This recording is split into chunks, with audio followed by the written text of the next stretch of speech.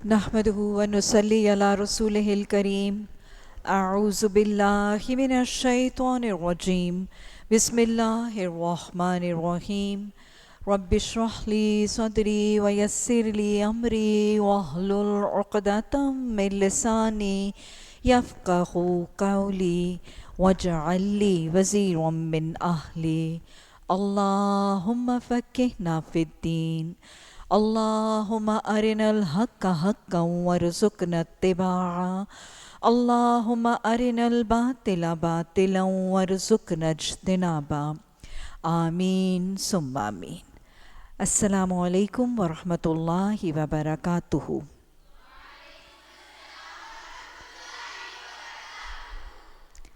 تفسیر سورہ النساء آیت نمبر 7.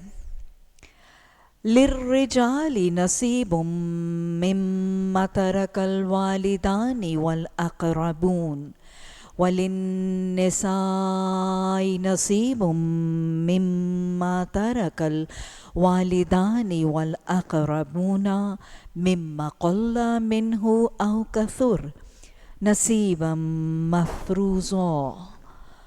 مردوں کے لیے اس مال میں حصہ ہے جو ماں باپ رشتہ داروں نے چھوڑا ہو، اور عورتوں کے لیے بھی اس مال میں حصہ ہے جو ماں باپ رشتہ داروں نے چھوڑا ہو، ہاں تھوڑا ہو یا بہت، اور یہ حصہ اللہ کی طرف سے مقرر کرتا ہے. یہاں سے آگے سورہ نساء کی کچھ آیات میں وراثت کے احکامات کا تذکرہ. وراثت کا روٹ ورڈ واو را سا.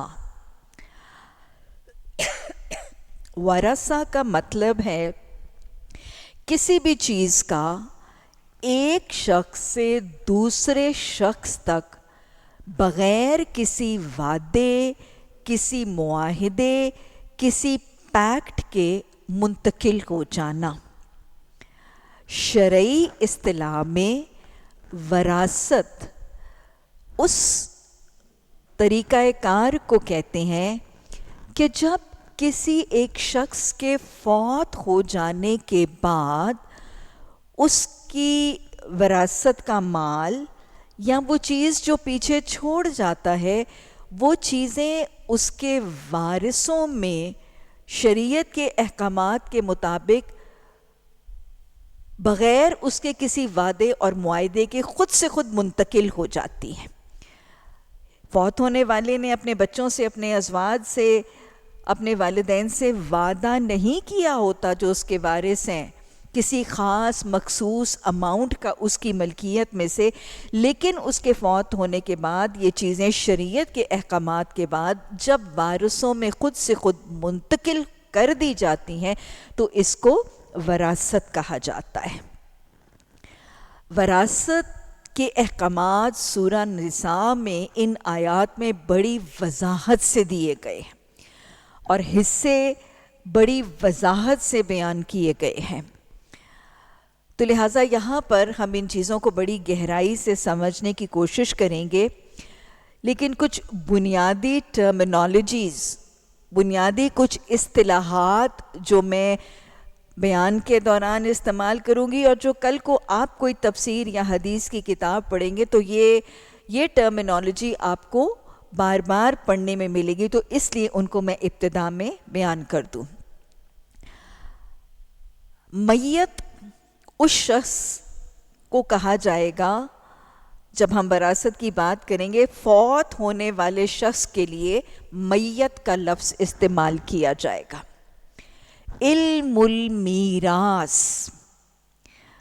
یا علم الفرائض، وراثت کے احکامات کے علم کو ان دو ناموں سے پکارا جاتا ہے. میں پھر دہرا رہی ہوں، وراثت کا علم، اس کو علم المیراث کہتے ہیں، the knowledge of inheritance، اور علم الفرائض کیونکہ وراثت کو ادا کرنا فرائض اور حکم خداوندی میں سے ہے.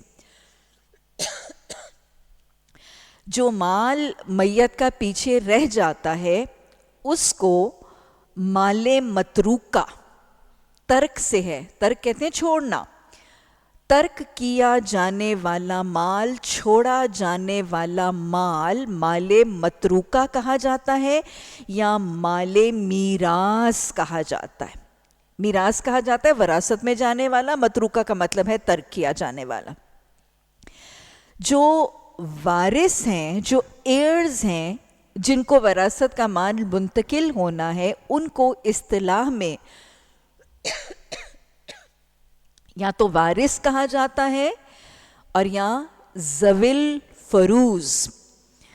ذوی الفروض کا مطلب وہ جن کو دینا فرض والے، جن کو وراثت کے مال میں سے دینا فرض ہے، ذوی الفروض یا وارث۔ وراثت کے احکامات کو سمجھنا اور ان کی کمپریہنشن ہونا یہ کتنا اہم ہے۔ ترمذی میں صحیح حدیث کے الفاظ ہیں کہ آپ صلی اللہ علیہ وسلم نے فرمایا، قرآن اور علم المیراث خود بھی سیکھو اور دوسروں کو بھی سکھاؤ۔ سو یہ امپورٹنس ہے اس نالج کی کہ جتنا قرآن کو سیکھنا اہم ہے، اتنی ہی اہمیت آپ صلی اللہ علیہ وسلم نے علم المیراث کو بھی دی کہ یہ بھی خود سیکھنا ہے اور لوگوں کو بھی سکھانا ہے۔ اسی طرح ایک اور صحیح حدیث ترمذی اور ابن ماجہ میں الفاظ ہیں کہ آپ صلی اللہ علیہ وسلم نے فرمایا، علم 3 ہے، یعنی سب سے اہم، امپورٹنٹ، پرائمری پرائیورٹی ایک انسان کی زندگی میں جو علم اور نالج ہونا چاہیے، آپ نے فرمایا علم 3 ہے: آیات محکمات کا علم، سنت قائمہ کا علم، اور انصاف سے وراثت کو تقسیم کرنے کا علم۔ تو لہٰذا there you are، آپ کو امپورٹنس پتہ چل رہی ہے کہ وراثت کے احکامات کو سمجھنا از لائک جتنا قرآن اور حدیث اور سنت کو سمجھنا ضروری ہے، اتنا ہی اس کو سمجھنا امپورٹنٹ اور ضروری ہے۔ اب یہ جو یہاں پہ وراثت کے احکامات آئیں گے اس کو دیکھیں تو عرب معاشرے میں کیا حالات تھے اور کیا معاملات تھے وراثت کے حوالے سے کہ یہ احکامات نازل ہوئے۔ عرب کے معاشرے میں یہ طریقہ تھا اور ان کا ایک نوم میں دستور تھا کہ وہ اپنی خواتین کو تو قطعاً ہر قسم کی وراثت سے محروم کرتے تھے۔ بیوی، ماں، بہن، بیٹیاں، ان کو تو وراثت دینے کا تصور ہی نہیں تھا۔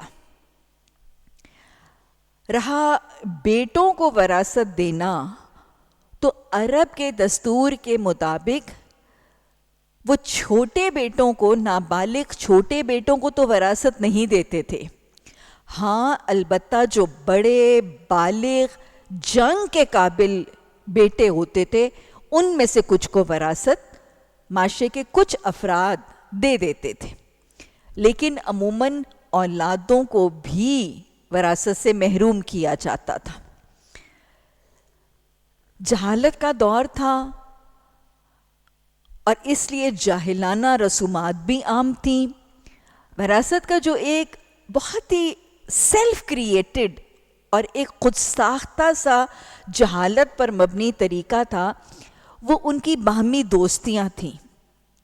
عرب کے اندر معاشرے میں ایک رواج تھا کہ دو لوگ جو آپس میں ایک دوسرے کی بڑی گہری دوستی ہوتی تھی اور بڑی ہارٹ فیلٹ محبت کا رشتہ ہوتا تھا، وہ اپنی زندگی میں آپس میں ایک قول و قرار کر لیتے تھے، اور قول و قرار کے الفاظ ہی اتنے جاہلیت پر مبنی تھے کہ وہ دو دوست ایک دوسرے کو کیا کہتے تھے اپنی زندگی میں؟ میں تیری جان، تو میری جان، میں تیرا خون، تو میرا خون، میں تیرا وارث، تو میرا وارث۔ یعنی یہ کہہ دینے کے بعد وہ خود سے خود ایزیوم کرتے تھے کہ اس کا دوست اس کا وارث ہو گیا. یہ طریقہ کار وراثت کا اس معاشرے میں رائج تھا جس پس منظر میں یہ احکامات نازل ہوئے. اور پھر دوسرا طریقہ تھا کہ بچوں کو، یتیموں کو، بیواؤں کو وراثت سے محروم کر دیا جاتا تھا. اصل میں سورہ نساء کے آیات یہ جو نازل ہوئی یہ غزوہ احد کے بعد نازل ہوئی. جیسے میں نے آپ کو پہلے بھی بتایا کہ غزوہ احد میں جب بہت قصیر تعداد 70 صحابہ اکرام شہید ہو گئے تو بہت سی عورتیں بیوہ اور بہت سے بچے یتیم تھے. ان کے مالی میراث کے مسائل اور ایشوز رائز ہوئے. تو حضرت سعد بن ربیعہ یہ میدان احد میں شہید ہوئے. ان کی بیوہ، 2 بیٹے اور 1 بیٹی پسماندگان میں تھی. لیکن رشتہ داروں میں سے حضرت سعد بن ربیعہ کے چچا سعد بھائی نے حضرت سعد کے سارے جو ملکیت تھی اور ان کی جو سارا میراث کا مال تھا اس پر غاصبانہ ظالمانہ قبضہ کر لیا. اب حضرت سعد بن ربیعہ رضی اللہ تعالیٰ عنہ شہید کی بیوہ پھر اس ظلم کی روداد لے کر نبی صلی اللہ علیہ وسلم کی خدمت میں حاضر ہوئی کہ کیسے ان کے شوہر کے چچا زاد نے اس یتیم بچوں، ان کے 2 یتیم بیٹوں اور بیٹی اور ان کا حق مار کے وراثت کے اوپر قابض ہو کے بیٹھ گئے. تو اس شہید کی بیوہ کے ظلم کی روداد پر پھر رسول اللہ صلی اللہ علیہ وسلم پر سورہ نساء کی یہ آیات نازل ہوئیں.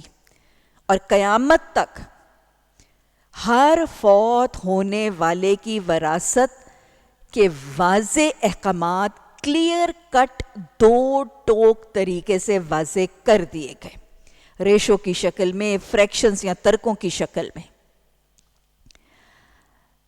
احکامات سننے سے پہلے ان احکامات کی اہمیت حدیث کے حوالے سے جان لیجئے. کچھ احادیث میں آپ کو بتاتی ہوں تاکہ ان احادیث کو سننے کے بعد ہمیں امپورٹنس پتہ چلے گی ان احکامات کو جاننے اور ان پر عمل کرنے کی، تاکہ کھلے دل اور کھلے دماغ کے ساتھ ہم ان احکامات کو سنیں. خطبہ حجۃ الوداع کے موقع پر رسول اللہ صلی اللہ علیہ وسلم نے فرمایا، میں تمہیں 2 کمزوروں کے مال سے بچنے کی تاکید کرتا ہوں، بیوہ اور یتیم. یعنی جو معاشرے کا کمزور یہ گروپ ہے کہ بیوہ خاتون ہیں یا یتیم بچے ہیں، ان کا مال کھا کے ان پر ظلم اور زیادتی سے بچنے کی تاکید آپ نے حجۃ الوداع کے موقع پر ارشاد کیے ہوئے خطبے میں اہمیت میں فرما دی. اسی طرح مسلم میں حدیث ہے، نبی مہربان صلی اللہ علیہ وسلم نے فرمایا، موبقات،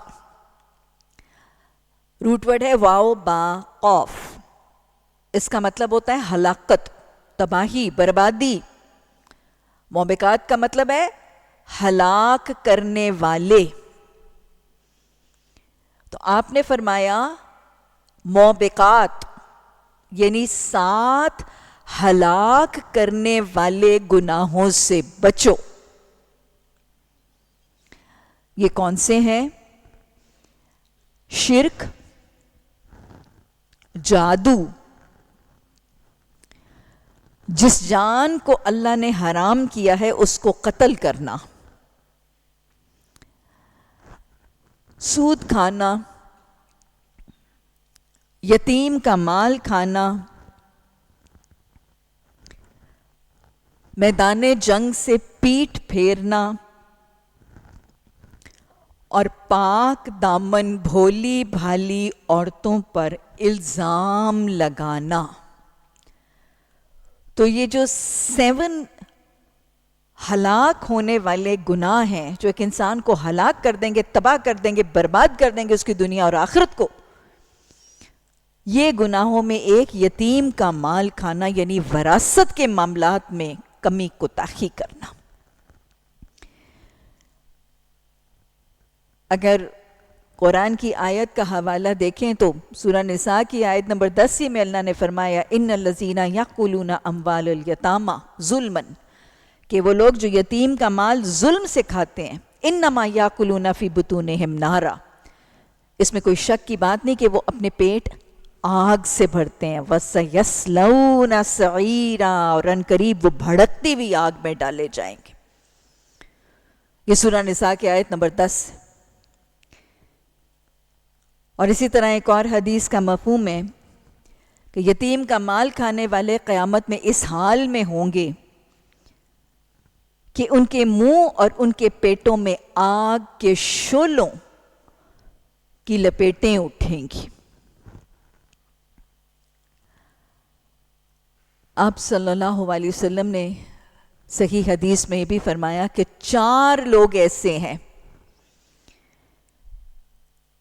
کہ جن کے لیے اللہ نے اپنے ذمے لیا کہ ان کو جنت میں داخل نہیں ہونے دے گا۔ اور اسی سے ملتی جلتی ایک اور حدیث بھی ہے کہ 4 لوگ ایسے ہیں کہ وہ جنت کی خوشبو بھی نہیں پائیں گے، حالانکہ وہ 100 سال کی مسافت سے آ رہی ہوگی۔ یہ 4 کون سے ہیں؟ شراب پینے والا، شراب کا عادی، سود کھانے والا، والدین کا نافرما بردار، اور چوتھا یتیم کا مال کھانے والا۔ تو یتیم کا مال کھانے والا ان دونوں احادیث سے پھر وہ شخص ہے جس کے لیے اللہ نے اپنے ذمے لے لیا کہ اس کو جنت میں داخل نہیں ہونے دے گا، اور یہ وہ بدبخت ہے، بد نصیب ہے جو جنت کی خوشبو بھی نہیں پائے گا، یعنی قریب بھی نہیں پھٹکے گا جنت کی۔ شب معراج کے موقع پر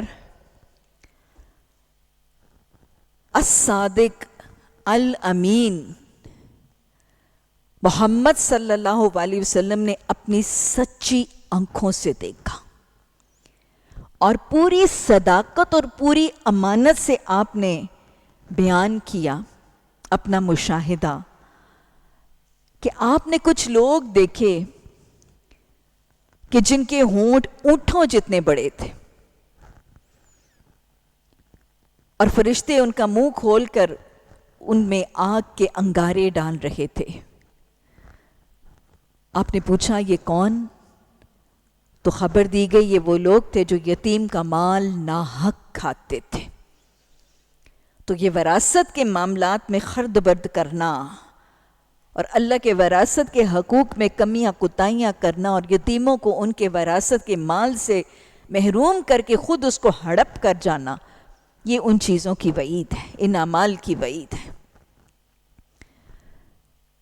اب ان احادیث کے پس منظر سے ہم آیات کا مطالعہ کریں گے۔ آیت نمبر 7 میں اللہ فرما رہے ہیں کہ مردوں کے لیے بھی حصہ ہے جو ماں باپ چھوڑیں ہیں، اور عورتوں کے لیے بھی حصہ ہے جو ماں باپ اور رشتہ دار چھوڑیں، خواہ وہ تھوڑا ہے خواہ وہ بہت، اللہ منہ او قصر۔ تو پہلی بات تو یہ کہ اللہ واضح طور پر حق وراثت میں عورتوں اور مردوں دونوں کا دے رہا ہے۔ وراثت میں اگر باپ کو دیا جا رہا ہے تو ماں کو بھی دیا جائے گا۔ اگر شوہر کو بیوی کے مال میں سے ملنا ہے تو بیوی کو بھی شوہر کے مال میں سے ملے گا۔ اگر بیٹے کو وراثت ملنی ہے والدین کی تو بیٹی کو بھی ملے گی۔ کچھ حالتوں میں اگر بھائی کو ملنی ہے تو بہن کو بھی ملے گی۔ لہٰذا قرآن کے احکامات کے مطابق مسلمان خواتین کو وراثت سے محروم نہیں کیا جاتا۔ وراثت کا حق مردوں اور عورتوں دونوں کے لیے رکھا جا رہا ہے۔ یہ وہ چیز ہے جس کی خلاف ورزی ہمارے معاشرے میں بہت عام ہے، کھلے عام، اس کو گناہ سمجھے بغیر، اس کو اپنی برادری کا ایک طریقہ سمجھ کر، اس کو اپنی برادری کا ایک رسم سمجھ کر ہمارے معاشرے میں بچیوں کو، خواتین کو وراثت سے محروم کر دیا جاتا۔ باقاعدہ وصیتیں کی جاتی ہیں کہ بہنوں کو وراثت نہ دینا، میری بیٹیوں کو وراثت نہ دینا، یہ میرے معاشرے کا طریقہ ہے۔ یہ حکم جس کو اللہ نے ان آیات کے اینڈ میں تلک حدود اللہ کہا ہے. میں آپ کو بتا چکی ہوں کہ جب حدود اللہ کے الفاظ کسی عمل کے لیے آتے تو وہ کبیرہ گناہ ہے. تو میرا معاشرہ اس کبیرہ گناہ کا سرعام کھلم کھلا مرتکب ہے. اور اصل بات یہ ہے کہ اس حکم خداوندی کو ترک کرنا اور اللہ کی ان حدود سے تجاوز کرنے کی بنیادی وجہ کچھ غیر اسلامی رسومات کا معاشرے میں رائج ہونا ہے. ہندوانہ رسومات، خصوصاً جہیز، یا کچھ معاشرتی رسومات یا کچھ برادری کی رسومات بیٹیوں کو دینے دلانے کی، یہ نعم البدل بن گئی ہیں ہمارے معاشرے میں وراثت کا. ہم تو شاید پاکستان جب بنا اور انڈیپینڈنس جب ہوئی تو وہاں سے جو لوٹے پوٹے قافلے ہندوستان سے پاکستان میں آئے تھے وہ شاید یہ رسم بھی اپنے ساتھ ہی لے آئے تھے. گھر بار تو وہاں چھوڑ آئے تھے، جہیز کی رسم کو ساتھ ہجرت میں ساتھ ہی لے آئے تھے. اور یہ بری طرح سے ہمارے معاشرے میں رائج ہے، رچی ہے، بسی ہے، گڑی ہوئی. بڑے بڑے دینداروں کے گھروں میں یہ چیزیں رائج ہیں. یہ جہیز نعم البدل بن گیا ہمارے معاشرے میں وراثت کا. ایسے ہی ہے، مائیں ساری زندگی بیٹیوں کا جہیز جمع کرتی ہیں. وہ بیٹی شاید 10-11 سال کی ہوتی ہے تو ماں کی پیٹی کا ڈھکنا کھل جاتا ہے اور وہ کٹھا کرتی ہے. اس کی ماں بھی اس کو کہتی ہے سمجھداری کا تقاضا ہے، جوان ہو رہی ہے، اس کا جہیز کٹھا کر لے، پھر دے دلا کے رخصت کرے گی.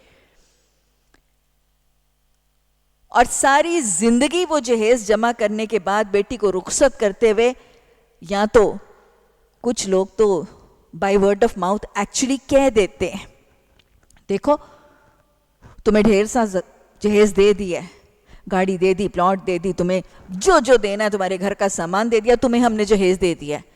اب وراثت کی تقسیم کے موقع پر اپنے بھائیوں سے وراثت لینے کے لیے نہ آ جانا، ہم نے تمہیں تمہارا حصہ دے دیا. اور یہاں اپنے بیہیویئر، اپنے ایٹیچیوڈ سے بار بار جہیز کا سنا کے تذکرہ بتا کے اس کے ذہن میں یہ راسخ کر دیا جاتا ہے کہ وہ بڑی ہی بے غیرت ہوگی، وہ بڑی ہی حریص ہوگی اگر وہ ماں باپ کے مرنے کے بعد، یہ جہیز لینے کے بعد بھائیوں سے اپنا حصہ مانگنے کے لیے آ جائے. تو اس کو سوسائٹی میں اس طرح ٹرین کر دیا جاتا ہے کہ اس کی وراثت کا نعم البدل اس کا جہیز ہے. جہیز کیا ہے اور اس کے مقابلے میں وراثت کیا ہے؟ جہیز خالصتاً ایک ہندوانہ رسم ہے. اس کا ہمارے دین میں، ہماری شریعت میں دور دور تک کوئی شائبہ نہیں ہے. نہ قرآن میں حکم، نہ حدیث میں تاکید، اور نہ ہی نبی صلی اللہ علیہ وسلم کی سنت ازواج مطہرات کے موقع پر، بنات رسول صلی اللہ علیہ وسلم کے موقع پر کہیں کوئی جہیز کا تذکرہ نہیں. لینے دینے کا تذکرہ ہے، تحفوں کا تذکرہ ہے، حق مہر کا تذکرہ ہے، سب کچھ ہے. کہیں قرآن میں، حدیث میں، سنت میں یہ طریقہ رائج ہی نہیں. لیکن ہمارے معاشرے میں جہیز کی لعنت ایک باقاعدہ فرضی رسم بن چکی ہے. اور یہ جہیز دینے کے چکر میں کھاتا پیتا طبقہ تو دے لیتا ہے، لیکن کمزور، متوسط، غریب طبقہ، باپ پتہ نہیں بیٹی کو گھر سے رخصت کرنے کے لیے کتنا قرض لیتا ہے، ماں بیٹی کے ہاتھ پر مہندی سجانے کے لیے پتہ نہیں کتنے سودی لون لیتی ہے، ساری زندگی پھر برتن مانج کے، گھروں کی صفائیاں کر کے وہ سودی قرضے اور قسطیں ادا کرتی ہے. کتنے بھائی اپنا گردہ بیچ کر اپنی بہن کے جہیز کی رقم پوری کرتے ہیں. اور پھر سب سارا گھرانہ اتنی مشقت سے اس کو جہیز دے کر گھر کی دہلیز سے رخصت کرتا ہے تو رخصت ہونے والی کو بھی شاید یہ احساس ہوتا ہے کہ وہ اپنے باپ اور اپنے بھائی، اپنی ماں کے کندھوں پر ایک بوجھ تھی، ایک وزنی گٹھڑی تھی جس کو رخصت کیا گیا. اور صرف یہ بوجھ کا احساس اس کو اس جہیز کے ساتھ نہیں، میرے معاشرے میں ہر عورت کو ایک بوجھ بنا دیا ہے رسومات نے. پہلے اس بوجھ کی گٹھڑی کو قرضے لے لے کر وہ گھر سے رخصت کرتے ہیں, پھر گھر سے رخصت ہو کے وہ سسرال جاتی ہے, پھر نئی رسومات کا سلسلہ. اس کا بچہ پیدا ہوتا ہے تو پہلا بچہ پیدا ہونے پر وہ جمنے کی رسومات, اس کے کپڑے, اس کے شوہر کے کپڑے, اس کے بچے کے کپڑے, اس کی دعوتیں, پھر اس کے سسرال والوں کے ساتھ سسر کے کپڑے, یہ پیدائش کے اوپر ایک رسم. پھر اس کے بعد اس کے ساتھ سسر میں سے کوئی فوت ہو جاتے ہیں تو پھر رسومات. وہ ساری زندگی والدین والوں, اپنے گھر والوں پر, اپنے میکے والوں پر, بھائی پر, باپ پر, بھابھی پر, وہ مسلمان عورت ہمارے معاشرے کی ساری زندگی ایک بوجھ ہے, ایک وبال جان ہے. وہ خود محسوس کرتی ہے کہ میں اپنے میکے والوں کے لیے ایک بوجھ ہوں, ایک مصیبت ہوں, چٹی ہوں. لیکن میرا دین اس کے ساتھ ایسا نہیں کرتا. دین میں اس جہیز, ان معاشرتی رسومات کا نیم البدل, بہترین نیم البدل وراثت ہے. وراثت میں ایک مسلمان عورت کو اس کے ہر مسلمان مرد رشتہ دار سے وراثت اس کا حق سمجھ کے دلوائی جاتی ہے. باپ کے مال میں سے اس کو ملتا ہے, شوہر میں سے ملتا ہے, بیٹے کے سے ملتا ہے, تو کوئی دینے والا مرد اس پر احسان نہیں کر رہا ہوتا, اس پر کسی کا کوئی دین نہیں ہوتا, کوئی مہربانی نہیں ہوتی. یہ اس کا حق ہے جو اسے دیا جا رہا ہے. یہ ہے میری شریعت, یہ ہے میرا بہترین خوبصورت دین, اور یہ ہے میرا قرآن. مسلمان عورت کے حقوق کی حفاظت ہی نہیں, میرے قرآن کی احکامات اور تعلیمات تو ایک مسلمان عورت کے جذبات, اس کے احساسات, اس کی فیلنگز کو بھی کبھی خیال رکھتی ہے. وہ کہیں ہرٹ نہ ہو جائے, وہ کہیں اس کی خودی, اس کا تشخص خراب نہ ہو جائے. احساسات تک بھی احساس کہ یہ عورت کہیں اپنے آپ کو بوجھ سمجھ کے اپنے آپ کو مشقت نہ تصور کرنے لگے. تو یہ ہمارا خوبصورت دین ہے جو عورت کو اتنی اہمیت دیتا ہے. اس کی جسمانی, اس کی روحانی, اس کی سائیکولوجیکل, اس کی خواہشیں, اس کے احساسات تک کا خیال رکھا جاتا ہے. اور پھر صرف یہ نہیں, اسلام اس کے تشخص کو مینٹین کرتا ہے, اس کے تعلقات اور مراسم کو قائم رکھتا ہے. جب اس کو جہیز دے کے گھر سے رخصت کر دیتے ہیں, باپ کی زمین, باپ کی جائیداد, باپ کی کوٹھیوں, باپ کے کاروبار کی تقسیم کا موقع آتا ہے تو اس کو کچھ نہیں ملتا. وہ جہیز لینے والی اپنے میکے سے کٹ چکی ہے, اس کا اپنے میکے کے ساتھ کسی قسم کا تعلق نہیں ہے. لیکن جب اس کو وراثت ملتی ہے تو ادھر بھائی کی زمین, ادھر اس کی زمین, ادھر بھائی کی کوٹھی, ساتھ دیوار میں اس کا گھر, بھائی کے کاروبار کے ساتھ اس کے کاروبار کا حصہ. یہ اپنے میکے والوں کے ساتھ کنیکٹڈ ہے, سوشلی, اکنامکلی, ہر لحاظ سے وہ کنیکٹڈ ہے. وہ جڑ سے اکھڑی ہوئی بیل نہیں ہے جس کو جہیز دیا اور گھر سے رخصت کر دیا. نہ اب تیرے ساتھ ہماری وراثت, نہ اب تیرے ساتھ ہمارا لینا دینا, نہ تیرا خاندان ہمارا خاندان. تو یہ وہ احکامات ہیں وراثت کے جس میں اللہ سبحانہ تعالیٰ نے عورت کی انا کو, اس کے تشخص کو, اس کے احساسات کو کسی شکل سے گھائل کیے بغیر, مجروح کیے بغیر اس کو اس کا حق فرض بنا کے دلوایا. کوئی احسان اور کوئی مہربانی, کوئی بوجھ کی گٹھڑی بنا کے نہیں دلوایا. یہ ہیں خوبصورت تعلیمات جس کو میرا معاشرہ فراموش کر چکا ہے.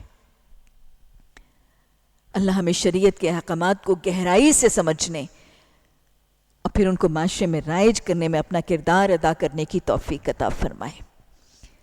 اب یہ جب حصے مرد و زن دونوں کے بتائے تو اللہ نے فرمایا قل منہ او کثر, چاہے فوت ہونے والا شخص تھوڑا سا مال میراث بھی چھوڑ جائے تو بھی ڈیوائیڈ کرنا ہے۔ بہت دفعہ کیا ہوتا ہے، جب بہت چھوٹی چھوٹی چیزیں ہوتی ہیں، کوئی کیش نہیں ہوتا، کوئی کرنسی نہیں ہوتی، کوئی گولڈ، کوئی جیولری نہیں ہوتی، چند جوڑے ہوتے ہیں، چند برتن ہوتے ہیں، والدہ فوت ہو گئی ہیں، کچھ بجلی کے 4 گیجٹس ہوتے ہیں، تو اولادیں کیا کہتی ہیں، اور 4 تو چیزیں، ان کو کیسے تقسیم کرنا ہے؟ نہیں، 4 ہیں، 8 ہیں، 10 ہیں، کیش ہے، کرنسی ہے، جتنی بھی ہے۔ ارے دنیا بڑی عزیز ہے، دنیا کی محبتیں، مال محبت ہے، یہ چیزیں بعد میں بھی دلوں کی دراڑ بن جاتی ہیں۔ جتنی چیزیں ہیں ان کے ترکے، ان کے حصے برابر ڈھیریاں لگا کے دے دیجئے۔ کسی نے استعمال کرنے ہیں، وہ 4 جوڑے، 2 پشمینے کی چادریں ہیں، 2 بیٹیاں ہیں، بھابھی ہیں، ان کو تقسیم کر دیجئے۔ شکوے بعد میں چلتے ہیں، شکایتیں بعد میں آتی ہیں، جس کے پاس رہ جاتا ہے باقی زندگی دوسرے خائف ہوتے ہیں۔ مجھے یاد ہے کہ آج سے کچھ سال پہلے ایک خاتون ہماری کلاس میں آتی تھیں، اور انہوں نے اپنے سسرال والوں کی، اپنی ساس کی وفات کے بعد کی تقسیم کے حوالے سے تذکرہ کیا کہ میرے سسرال والے نا بہت زیادتی کرتے ہیں، بہت ظلم کرتے ہیں۔ میں نے کہا کیا کرتے ہیں؟ انہوں نے کہا دیکھیں میری ساس فوت ہوئیں، ان کے 7-8 دیچکے تھے، وہ بڑی جٹھانی جو تھی اس نے سارے رکھ لیے۔ اللہ کی بندی، 30 سال تیری شادی کو ہو گئے، 2 کنال کے گھر میں تو بیٹھی ہوئی ہے، کچن تیرا جو ہے وہ اتنا بڑا برتنوں سے بھرا ہوا، کروکریوں کٹلریوں سے لدا ہوا، تجھے وہ ساس سے ملنے والے 2 دیچکے ابھی تک نہیں بھولے۔ تو یہ شیطان ہے نا، ایسے ہی وسوسے ڈالتا ہے، اور دنیا کی محبتیں ایسے ہی دراڑ بن جاتی ہیں۔ تو اللہ نے بڑی حکمت سے کہا تھوڑا ہے تو بھلا تقسیم کر دو اس کو، تاکہ سب کو ان کا برابر حق مل جائے۔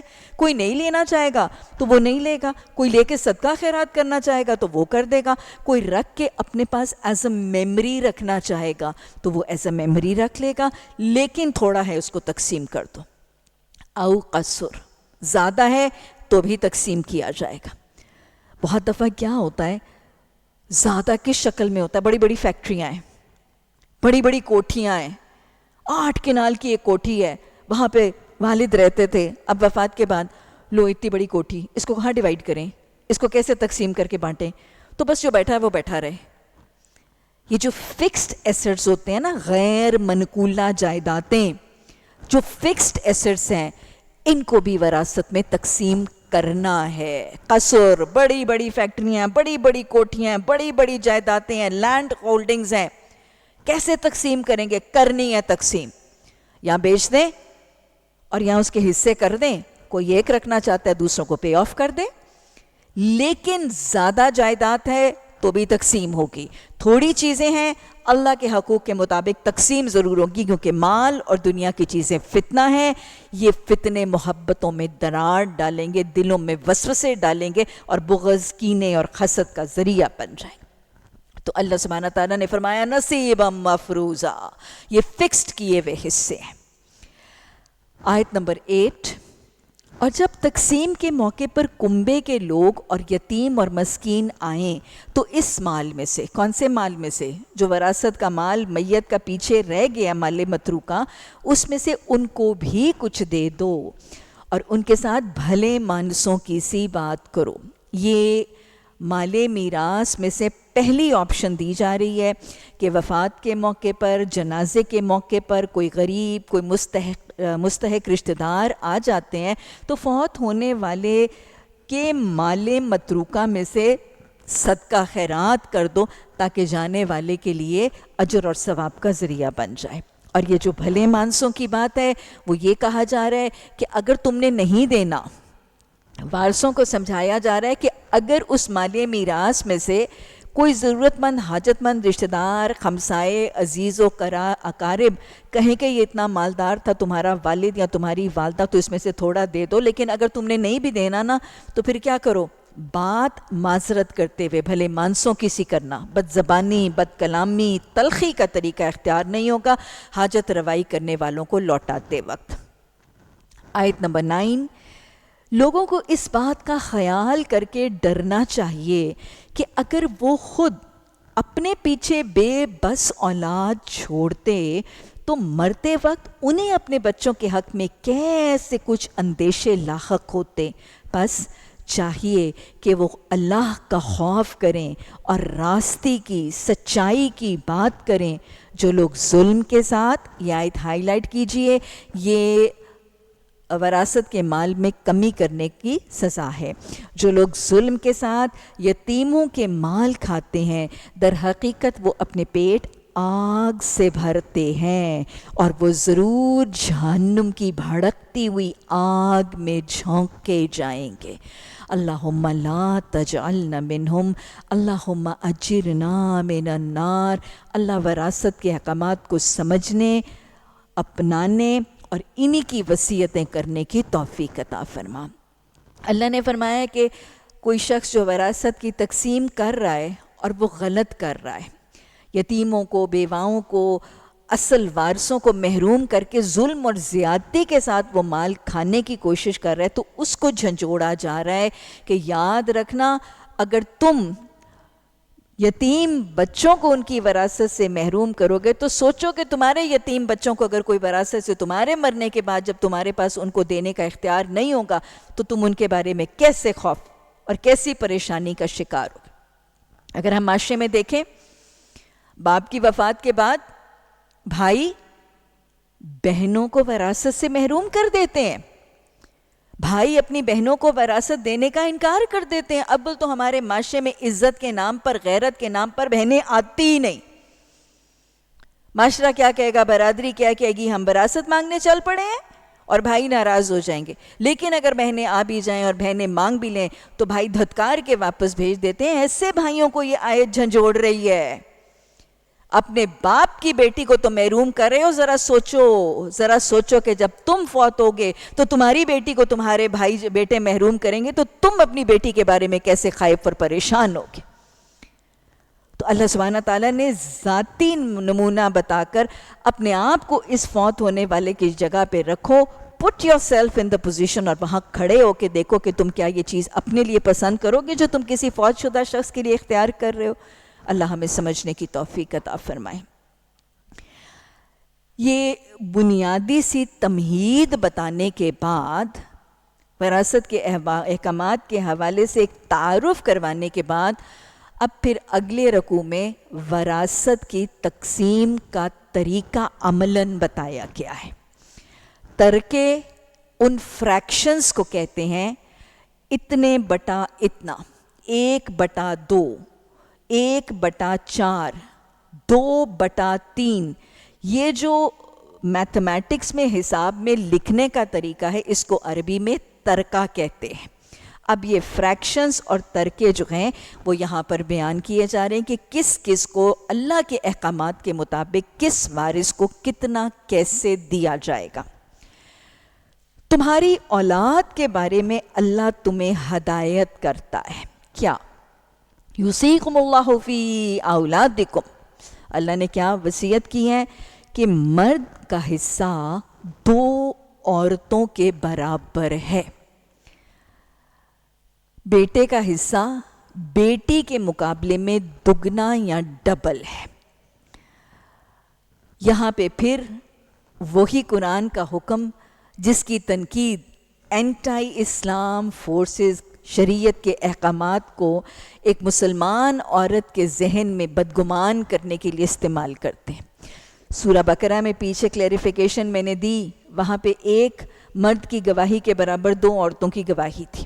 یہ کوٹ کیا جاتا ہے کہ اسلام میں تو عورتوں کے ساتھ بڑی حق تلفی ہے، بڑی زیادتی ہے، ان کی تو گواہیاں ہی مردوں کے مقابلے میں عادی کر دی گئی. اس کی وضاحت ہم پیچھے کر چکے ہیں. پھر سورہ نساء کے شروع میں پھر تنقید اس چیز کو بنایا جاتا ہے کہ مسلمان عورتوں کے ساتھ بڑی زیادتی ہے، ان کے شوہروں کو 1 چھوڑ 4 نکاح کرنے کی اجازت دی جا رہی ہے. اس پر بات بھی ہمارے کل کے سبق میں ہو گئی. اب اس چیز پر بھی تنقید. یہ سارے وہ پوائنٹس ہیں جو اسلام دشمن عناصر یہود، ہنود، نصارہ استعمال کرتے ہیں قرآن کے احکامات میں سے پک آؤٹ کر کے مسلمان عورتوں کو قرآن کے احکامات سے بدگمان کرنے کے لیے، خائف کرنے کے لیے کہ یہ دین مسلمان عورت پر زیادتی کا دین ہے. قرآن کی تعلیمات مسلمان عورتوں کے ساتھ حق تلفی کرتی ہیں، ظلم کرتی ہیں، زیادتی کرتی ہیں، اور مسلمان عورت محروم ہے، مجبور ہے، مظلوم ہے، گھروں میں قید بھی کر دیتا ہے اسلام ان کو، اور ان کے حقوق بھی ان کو نہیں دلواتا. تو لہٰذا یہ ان کچھ ایلیگیشنز میں ہیں جو مسلمان عورتوں کے ذہنوں کو اسلام کے خلاف کرنے کے لیے استعمال کی جاتی ہیں کہ وراثت میں مردوں کو عورتوں کے برابر، بیٹوں کو بیٹیوں کے مقابلے میں، شوہر کو بیوی کے مقابلے میں، بھائی کو بہن کے مقابلے میں دگنا دیا جائے گا. یہ کیا ہے؟ اصل میں اسلام ایک مکمل ضابطہ حیات ہے. صرف کچھ منتشر احکامات کی لڑی نہیں ہے قرآن میں.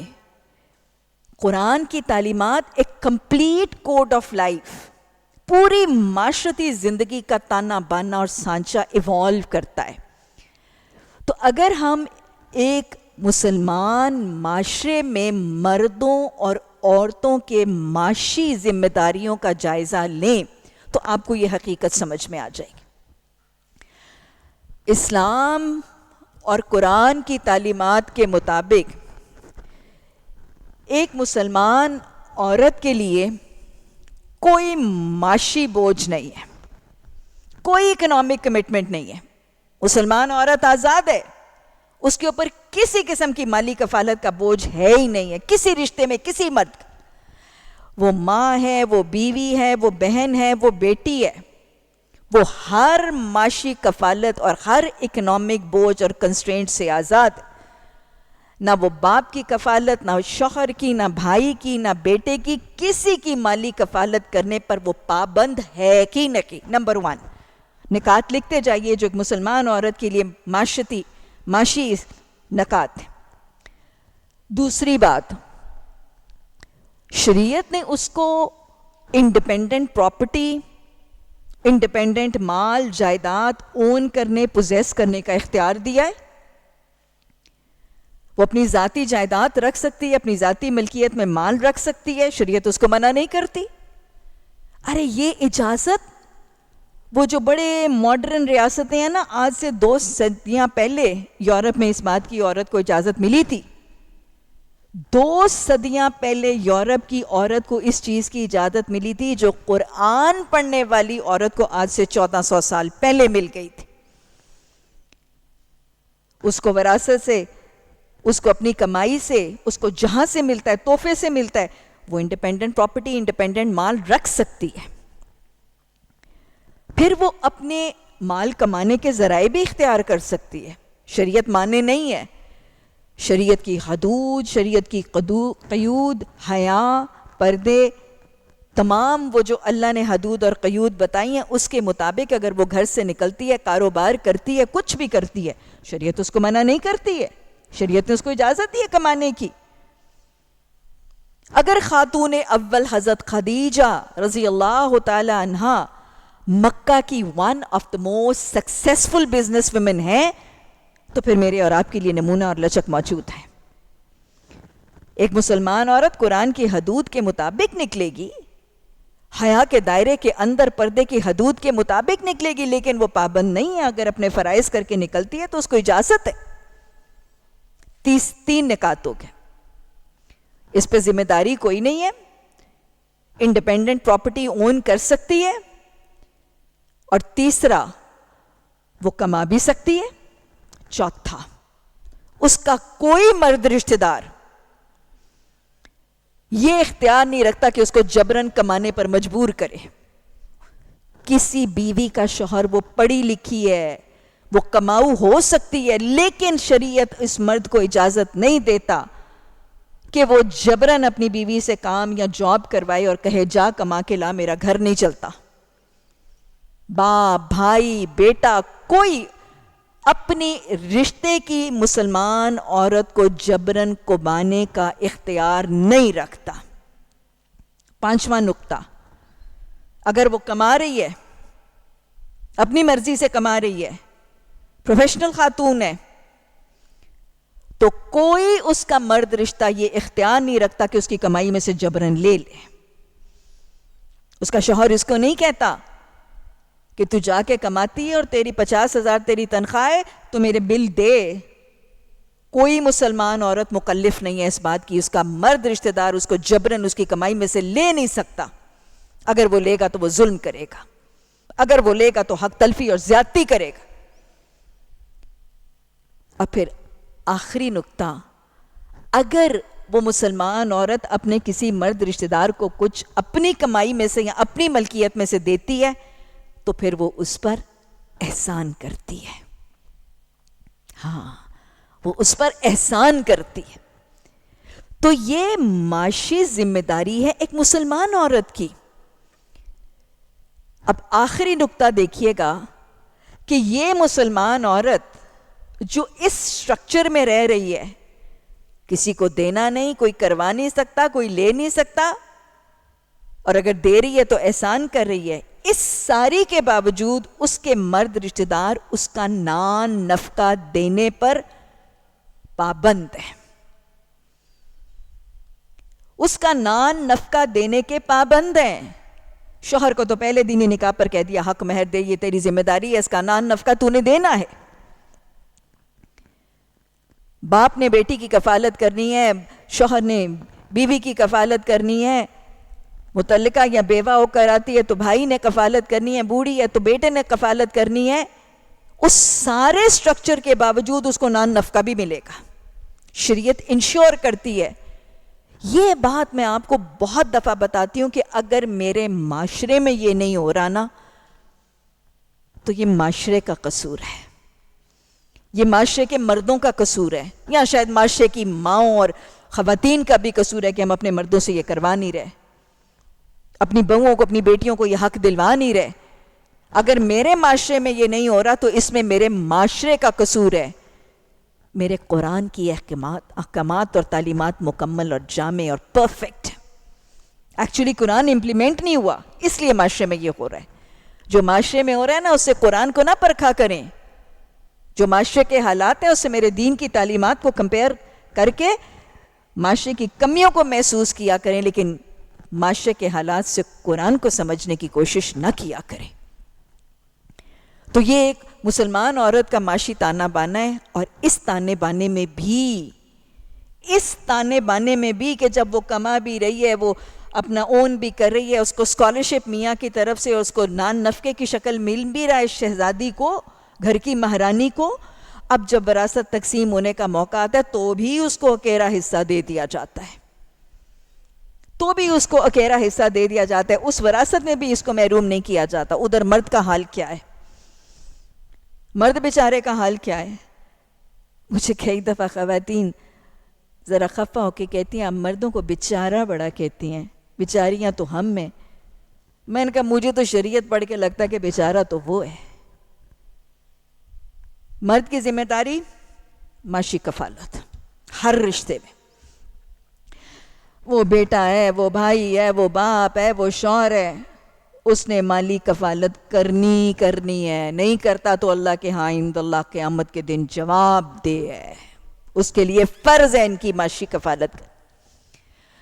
معاشی کفالت اس کا ذمہ ہے, حکم خداوندی ہے, اس کا فریضہ دین ہے. وہ ان میں سے کسی کو جب مالی طور پر وہ تنگ دست ہے, بجلی کا بل نہیں دے سک رہا, گھر کا کرایہ نہیں دے سکا, اخراجات پورے نہیں کر سک رہا, تو وہ ان میں سے کسی کو نہیں کہہ سکتا اپنی عورت کو جاؤ کماؤ. نہیں, وہ نہیں کہہ سکتا. اس کی کمائی میں سے بھی جبر کر کے دھونس کر کے یہ نہیں کہہ سکتا کہ دو مجھے, I can't make both men meet, تو تم آؤ مجھے دو. وہ یہ نہیں کہہ سکتا. شریعت نے اس کو اجازت اختیار ہی نہیں دیا. ہاں اگر وہ اپنی مرضی سے دیتی, اپنی چاہت, اپنی محبت اور اپنی رغبت سے دیتی, ہاں دیا. خدیجۃ الکبریٰ رضی اللہ تعالیٰ عنہ ساری پونجی لٹا رہی ہیں. نمونہ موجود ہے امہات المومنین کا میرے اور آپ کے لیے, ازواج مطہرات کے موجود ہیں. لیکن اگر وہ دے رہی ہے تو وہ احسان کر رہی ہے. اور پھر اس حالت میں بھی شاید اس کی زندگی کے بڑے تھوڑے موقع ہیں جو ساری زندگی دینے پہ لگا ہوا ہے, ساری اپنے عورت رشتہ داروں کو دے رہا ہے, اپنی ساری فیمیل ڈیپینڈنٹس کو فیڈ, فینڈ, پرووائڈ, فیچ کر رہا ہے, لے کچھ نہیں رہا, ساری زندگی گیونگ اینڈ پہ ہے. اب جب کچھ وراثتوں کے موقع پر اس کو ملتا ہے تو پھر شریعت اس کو دگنا دے دیتی ہے. مجھے بتائیں یہ زیادتی ہے؟ یہ حق تلفی ہے؟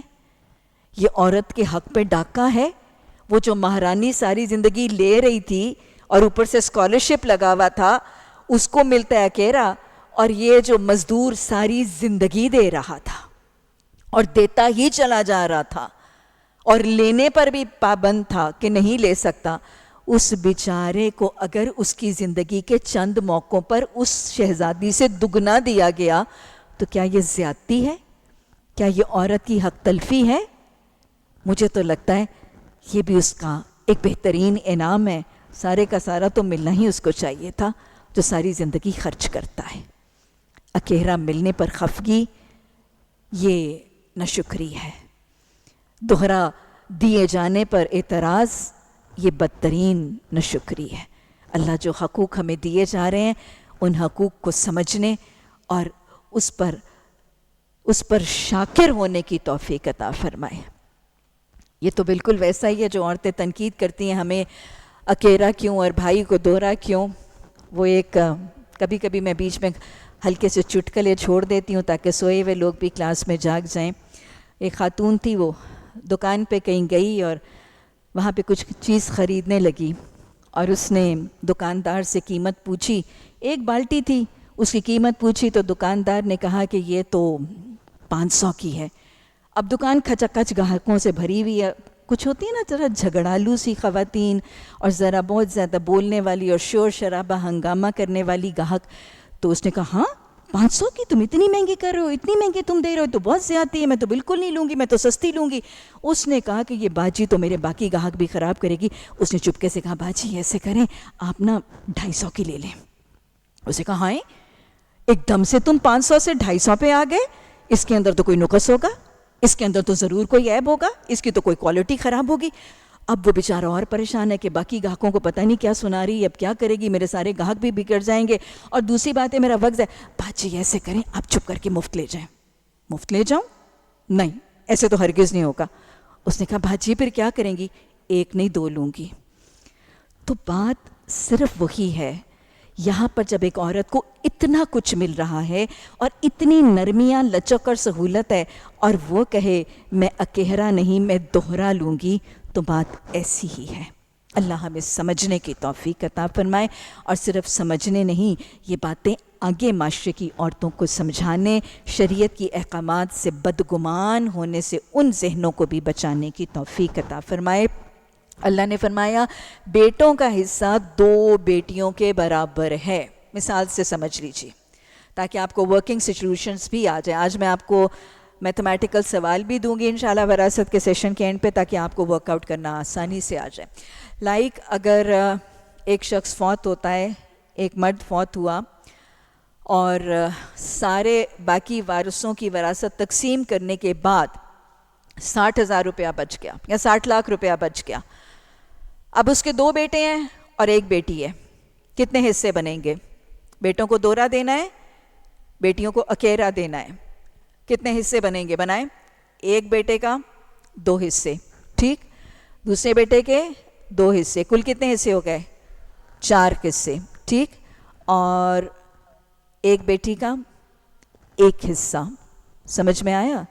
پیچھے پیسے کتنے تھے؟ 50,000 تھا، ٹھیک ہے. 50 لاکھ تھا. 50 لاکھ ساری وراثت تقسیم کرنے کے بعد شوہر کو، ازواج کو اور والدین کو دینے کے بعد اگر 50 لاکھ بچا ہے جو 2 بیٹوں اور 1 بیٹی کے درمیان تقسیم کرنا ہے تو اس کے 5 حصے کیے جائیں گے. 20 ہزار بیٹوں کو اور 10,000 بیٹی کو. سمجھ میں آ گیا؟ مردوں کے لیے دوہرا، بیٹوں کے لیے دوہرا اور بیٹیوں کے لیے اکیرا. سارے حصے تقسیم کرنے کے بعد جب بیٹے بیٹیاں دونوں ہیں تو ان کو 1:2 کی ریشو میں تقسیم کر دیا جائے گا. یہ تب ہے جب بیٹے بیٹیاں دونوں ہیں اولاد میں. اولاد کی ایک اور حالت، اگر میت کی وارث، میت کون ہوتا ہے؟ فوت ہونے والا شخص جو فوت ہو گیا ہے، جس کی وراثت تقسیم ہو رہی ہے. اگر میت کی وارث 2 سے زائد لڑکیاں ہیں تو انہیں ترکے کا 2/3 2/3 آف دا مال دیا جائے گا. مثال سے سمجھ لیجئے, ایک خاتون یا ایک مرد ہی چلیں, والد فوت ہوئے ہیں, اب بیٹا کوئی نہیں ہے, بیٹا کوئی نہیں ہے, نرینہ اولاد نہیں ہے اس کی, صرف بیٹیاں ہی 4 ہیں. 4 بیٹیاں ہیں, لائک اگر آپ کہیں کہ 40 لاکھ روپیہ ہے تو بیٹیوں کو کتنا, یا 60 لاکھ روپیہ ہے تو بیٹیوں کو کتنا دیا جائے گا؟ 4 بیٹیاں ہیں, 60 لاکھ روپیہ اس والد کا مال میراث ہے, بیٹیوں کو 2/3 کل مال میں سے نکال دیا جائے گا. 60 لاکھ میں سے 2/3 نکال لیا جائے گا. 60 لاکھ کو 2/3 کے ساتھ جب آپ ضرب کریں گی تو وہ کتنا بن جائے گا؟ 40 لاکھ. 40 لاکھ 60 لاکھ کا 2/3 ہوگا. 40 لاکھ 4 بیٹیوں میں کیسے تقسیم ہوگا؟ 10-10 لاکھ سب کو. اب سمجھ میں آ گئی؟ اگر 2 سے زیادہ بیٹیاں ہیں, 2 بیٹیاں یا 2 سے زیادہ بیٹیاں ہیں اور بیٹا نہیں ہے, تو بیٹیوں کا حصہ کتنا ہے؟ 2/3 حصہ کل مال میں سے بیٹیوں کے لیے نکال لیا جائے گا. یہ دوسری حالت ہے. تیسری حالت, اگر ایک ہی بیٹی وارث ہو, فوت ہونے والے کا نہ بیٹا ہے اور صرف ایک بیٹی ہے, تو پھر کیا ہے؟ آدھا ترکہ اس کا ہے. میں پھر مثال دے رہی ہوں, فوت ہونے والے شخص کا 60 لاکھ ہے اور کوئی بیٹا نہیں ہے, تو پھر بیٹی کو کتنا ملے گا؟ کل مال میں سے آدھا 30 لاکھ روپیہ اس بیٹی کو مل جائے گا. اولاد کی 3 حالتیں بتائی گئیں. بیٹے بیٹیاں دونوں ہوں گے تو کیا ہوگا؟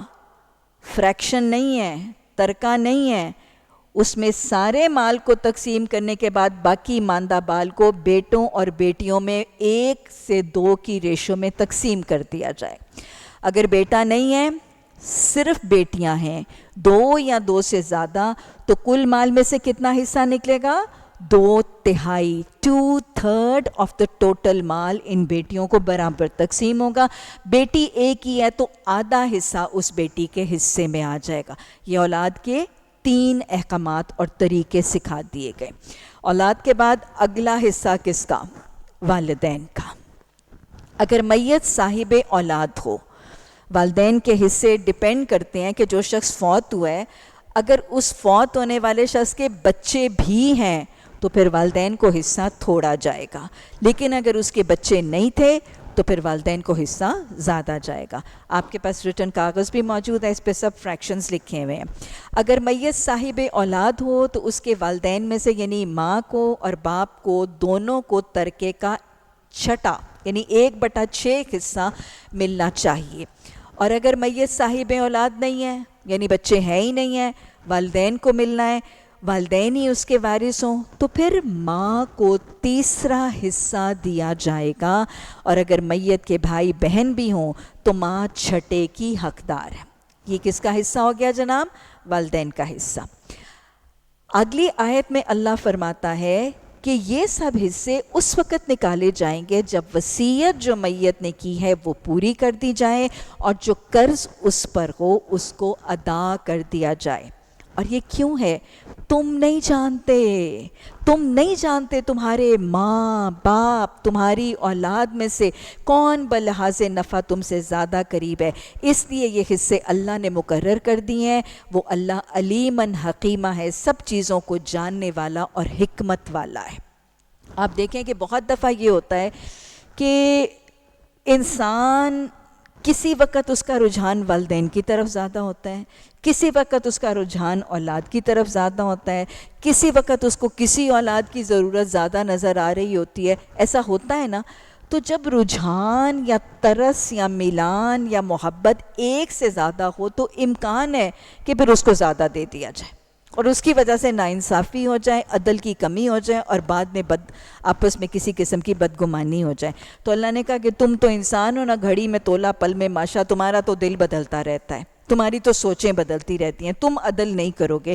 تو لہٰذا عدل کا طریقہ کہ والدین کو کتنا دینا ہے، اولادوں کو کتنا دینا ہے، ازواج کو کتنا دینا ہے، یہ اللہ نے ہی ڈیسائیڈ کر کے ونس فار آل کیٹیگوریکلی بتا دیا ہے، تاکہ تم اپنے ذہنوں اور اپنے حالات سے چیزوں کو آلٹر کر کے ظلم، زیادتیاں، ناانصافیاں کر کے بعد میں لوگوں کے اندر لڑائیاں جھگڑے پیدا کرنے کا ذریعہ نہ بن جاؤ. اللہ سبحانہ تعالیٰ نے آگے فرمایا اور تمہاری بیویوں میں سے، یہ اب کس کا حصہ آ رہا ہے؟ ازواج کا حصہ. پہلے ہم نے اولاد کا حصہ دیکھا، پھر ہم نے والدین کا حصہ دیکھا، اب ازواج کا حصہ. شوہر فوت ہو جائے گا تو بیوی کو کیا ملے گا، بیوی فوت ہو گئی تو شوہر کو کتنا ملے گا. یہ بھی ڈپینڈ کرتا ہے کہ فوت ہونے والے کی اولاد ہے یا نہیں. اگر فوت ہونے والے کی اولاد نہیں تو ازواج کو حصہ زیادہ، اور اگر فوت ہونے والے کی اولاد ہے تو پھر حصہ کم، کیونکہ بچوں کو بھی جاننا ہے. کیا حصہ ہے؟ تمہاری بیویوں نے جو کچھ چھوڑا ہو، یہ کس کو حصہ مل رہا ہے؟ شوہر کو حصہ. بیوی فوت ہو رہی ہے، شوہر کو کیا مل رہا ہے؟ شوہر کا کتنا حصہ ہے؟ اس کا آدھا تمہیں ملے گا اگر وہ بے اولاد ہے. یعنی خاتون فوت ہوتی ہے، اولاد نہیں ہے، شوہر کو کتنا ملے گا؟ آدھا حصہ. اولاد ہونے کی صورت میں ترکے کا چوتھائی حصہ تمہارا ہے، جبکہ وصیت جو انہوں نے کی ہے اسے پورا کر دیا جائے اور قرض جو انہوں نے چھوڑا ہے اس کو ادا کر دیا جائے. شوہر کا حصہ کتنا ہوگا؟ دہرا لیجئے، بیوی فوت ہوتی ہے، اولاد ہے تو پھر چوتھا حصہ شوہر کا ہے، اولاد نہیں ہے تو آدھا حصہ شوہر کا ہے. اب شوہر فوت ہوتا ہے تو بیوی کو کیا ملے گا؟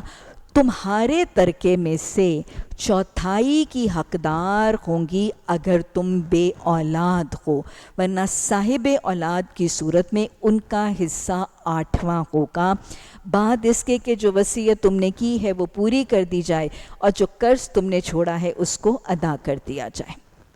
اب یہ حصے کہاں کہاں ہو گئے؟ اولاد کے حصے، میرے ساتھ ساتھ دہرائیں، اولاد کے حصے، والدین کے حصے، ازواج کے حصے. اس کے بعد ایک اسپیسیفک حالت ہے، اگر وہ مرد یا عورت جس کی وراثت تقسیم طلب ہے وہ بے اولاد بھی ہے اور اس کے ماں باپ بھی زندہ نہیں، اس میت کو شریعت اور وراثت کی اصطلاح میں کلالہ کہا جاتا ہے. کلالہ عربی زبان میں اس شخص کو کہتے ہیں یا اس چیز کو کہتے ہیں نہ جس کے کوئی اوپر ہو یا نہ نیچے ہو. وہ چیز جس کے نہ اوپر کوئی چیز ہو نہ نیچے کوئی چیز ہو اس کو کلالہ کہتے ہیں. قرآن میں وراثت کے احکامات کی اصطلاح میں کلالہ اس شخص کو کہتے ہیں، فوت ہونے والے کو، جس کے والدین بھی نہ ہوں اور جس کی اولاد بھی نہ ہو. یہ میت کلالہ میت ہے. کلالہ کی وراثت میں چونکہ والدین اور اولاد کا حصہ خالی ہے تو یہ حصہ پھر اس کے بھائی بہنوں کو دیا جائے گا. بھائی بہن 3 قسموں کے ہوتے ہیں. حقیقی بھائی بہن، ماں باپ شریک، یعنی ماں باپ دونوں ایک ہی ہیں، سگے بہن بھائی، حقیقی بہن بھائی. دوسرے کیٹیگری ماں شریک بہن بھائی. ماں شریک بہن بھائی، ان کو اخیافی بہن بھائی بھی کہا جاتا ہے، یعنی جن کی مائیں کامن ہیں، باپ الگ ہیں، مائیں کامن ہیں، یہ ماں شریک بہن بھائی ہیں. تیسری کیٹیگری باپ شریک بہن بھائی، باپ ایک ہیں لیکن مائیں الگ ہیں. باپ شریک بہن بھائیوں کو اللاتی بہن بھائی کہا جاتا ہے، عین سے ہے. اب یہاں پر جو حکم دیا جا رہا ہے وہ ماں باپ کا حصہ ماں شریک بہن بھائیوں یا اخیافی بہن بھائیوں کو دیا جا رہا ہے. ماں باپ نہیں ہے، اولاد بھی نہیں ہے، ماں باپ کا حصہ کن کو جائے گا کلالہ کا؟ ماں شریک بہن بھائیوں کو. سورہ نساء کے اینڈ میں اولاد کا حصہ حقیقی بہن بھائیوں کو جائے گا. تو یہاں پر ماں شریک بہن بھائیوں کو والدین کا حصہ دیا جا رہا ہے کہ اگر ان کے والدین بھی نہیں ہیں، اولاد بھی نہیں ہے، مگر اس کا ایک بھائی ہے یا ایک بہن ہے، تو بھائی اور بہن کو ہر ایک کو چھٹا حصہ ملے گا، وہی جو والدین کو دیا جاتا تھا۔ اور اگر بھائی بہن ایک سے زیادہ ہیں تو کل ترکے کے 1/3 میں وہ سب شامل ہوں گی، جبکہ وصیت جو کی گئی ہے وہ پوری کر دی جائے اور قرض جو میت نے چھوڑا ہے وہ ادا کر دیا جائے، بشرطے کہ وہ ضرر رساں نہ ہو۔ یہ جملہ بار بار ہر تقسیم میں سمجھایا جا رہا ہے، کیا جو وصیت کی گئی ہے وہ پوری کی جائے اور جو قرض ادا کرنا واجب ہے وہ ادا کر دیا جائے۔ قرض کی ادائیگی، میت کے قرض کی ادائیگی کتنی اہم ہے، یہ کرنے والا سب سے پہلا کام ہے۔ ایک شخص فوت ہو جاتا ہے، مال میراث موجود ہے، انہیریٹنس کی چیزیں موجود ہیں، پہلا کام جو کیا جائے گا وہ قرض کی ادائیگی۔ قرض کی ادائیگی کتنی اہم ہے اور کتنی ضروری ہے۔ اللہ کے رسول صلی اللہ علیہ وسلم سے راوی روایت کرتے ہیں کہ جب آپ کسی وفات کے موقع پر تشریف لاتے، یعنی آپ جنازہ پڑھنے کے لیے، تدفین تک کے لیے آپ تشریف لاتے، تو سب سے پہلے آپ وہاں پہ جتنے حاضرین محفل ہیں ان سے پوچھتے کہ اس میت پر کسی کا قرض واجب الادا تو نہیں ہے۔ اگر کوئی شخص اٹھ کے اپنے قرض کا مطالبہ یا تذکرہ کرتا، یعنی شخص فوت ہو گیا ہے، اس کراؤڈ میں سے کوئی شخص کہتا کہ ہاں میرا اتنا قرض اس نے دینا تھا، تو پھر اللہ کے رسول صلی اللہ علیہ وسلم وارثوں سے کہتے کہ اس کے مال میراث میں سے اس کا قرض ادا کیا جائے۔ اگر اس کی کوئی میراث نہ ہوتی، یعنی جو شخص فوت ہوا ہے وہ پیچھے چھوڑ کے ہی کچھ نہیں مرا، غریب تھا، مفلس تھا، لیکن مقروض تھا، اگر اس کی کوئی وراثت نہ ہوتی تو آپ وارثوں سے کہتے کہ وہ اس کا قرض ادا کرے۔ اگر وارث قرض ادا کرنے کی استطاعت نہ رکھتے یا وارث نافرما بردار اولاد ہے، ادا کرنے کا انکار کرتے، تو پھر آپ اس میت کے رحم کے رشتہ داروں سے، اس کے قرابت داروں سے درخواست کرتے کہ وہ اس میت کا قرض ادا کرے۔ سمجھ میں آیا آرڈر؟ پہلے مال میں سے، مال نہیں ہے تو وارثوں سے کہتے تم کر دو، اگر وہ کر نہ سکتے یا وہ کرتے نہ تو پھر رحم کے رشتوں، رشتہ داروں، قرابت داروں سے آپ کہتے، اگر وہ بھی نہ کرتے یا کر نہ سکتے تو پھر آپ صلی اللہ علیہ وسلم اس میت کا جنازہ پڑھائے بغیر رخصت ہوتے اور اپنی جگہ کسی اور کو جنازہ پڑھانے کے لیے مقرر کر جاتے۔ یہ ڈس لائک تھی، یہ نہیں کہ اس کا جنازہ پڑھا ہی نہیں جاتا تھا، آپ خود نہیں پڑھتے تھے اور اپنی جگہ کسی اور کو مقرر کر جاتے تھے تاکہ قرض کے ساتھ میت کو دفنانے کی ناپسندیدگی اور کراہت جو ہے اس کو کنوے کیا جائے۔ تو سب سے پہلی چیز جو میت کے فوت ہونے کے بعد کی جائے گی وہ قرض کی ادائیگی۔ کتنا اہم ہے قرض کو ادا کرنا اور کتنا ناپسندیدہ ہے قرض کے ساتھ دفن کر دینا، کہ وہ حیات طیبہ میں میدان جنگ میں ایک شخص فوت ہو گئے اور صحابہ جمع تھے اور تذکرہ کر رہے تھے کہ یہ شخص تو جنتی ہے، یعنی ان کو لگ رہا تھا کہ یہ شہید ہے اور یہ تو جنتی ہے۔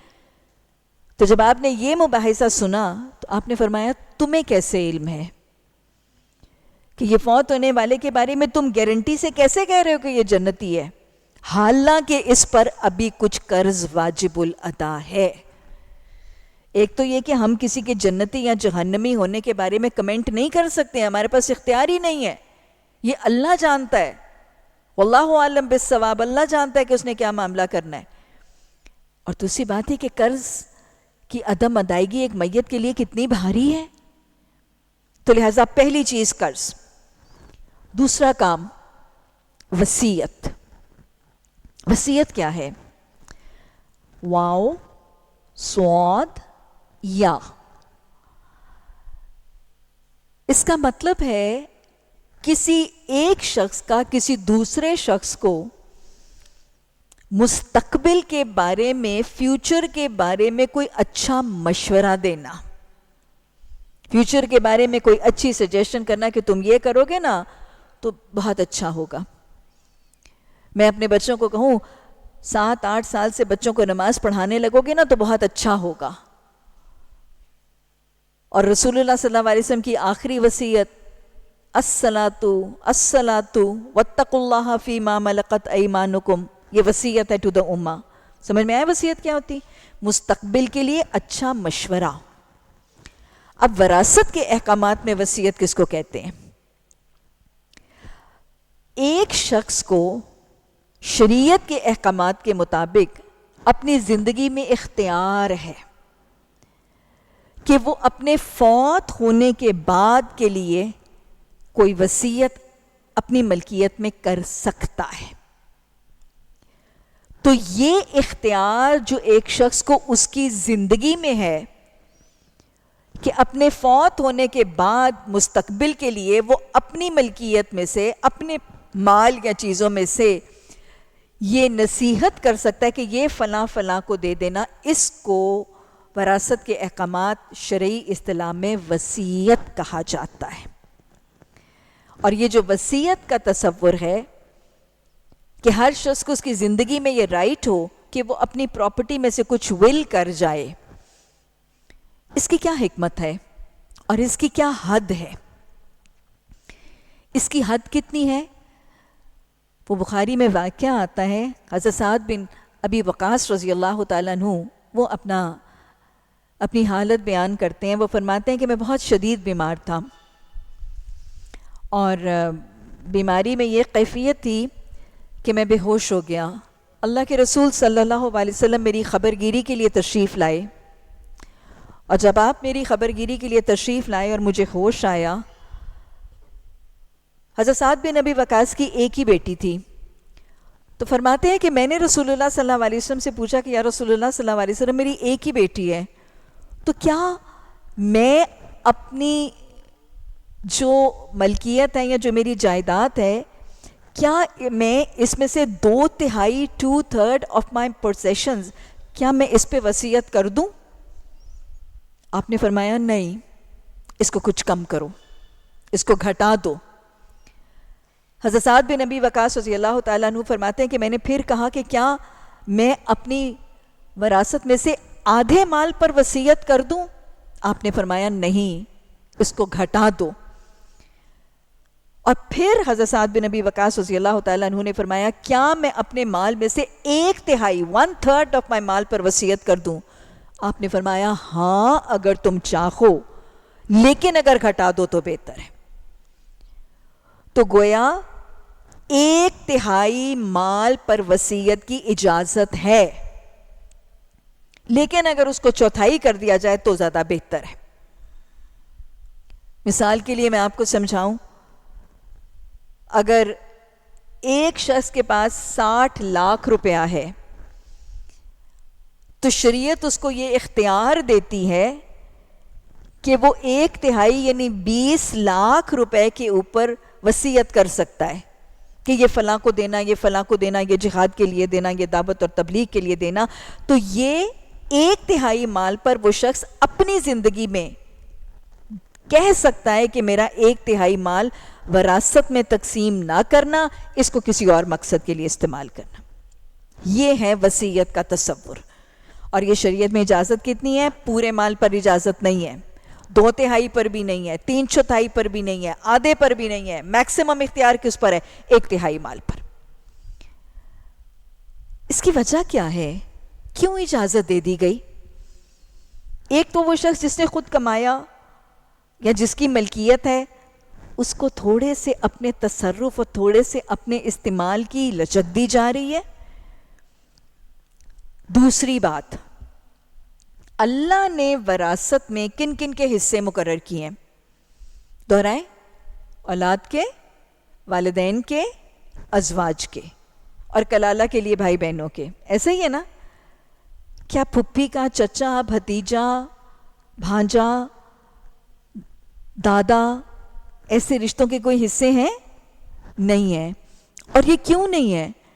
کیونکہ کسی کا کوئی رشتہ دار ہوگا, کسی کا کوئی ہوگا. اتنے دور کے رشتوں کے سب کے حق بیان نہیں کیے گئے, وہ بہت کمپلیکیٹڈ ہو جاتے, اور پھر کسی کے نہ ہوتے کسی کے ہوتے تو وراثت کے احکامات بہت کنفیوزنگ اور کمپلیکیٹڈ ہو جاتے. تو اللہ سبحانہ تعالیٰ نے یہ بیسک 3 حقوق بتا دیے, اور باقی کے رشتے اور باقی کے تعلقات اور پرپزز کے لیے اللہ نے 1/3 وصیت کی اجازت دے دی.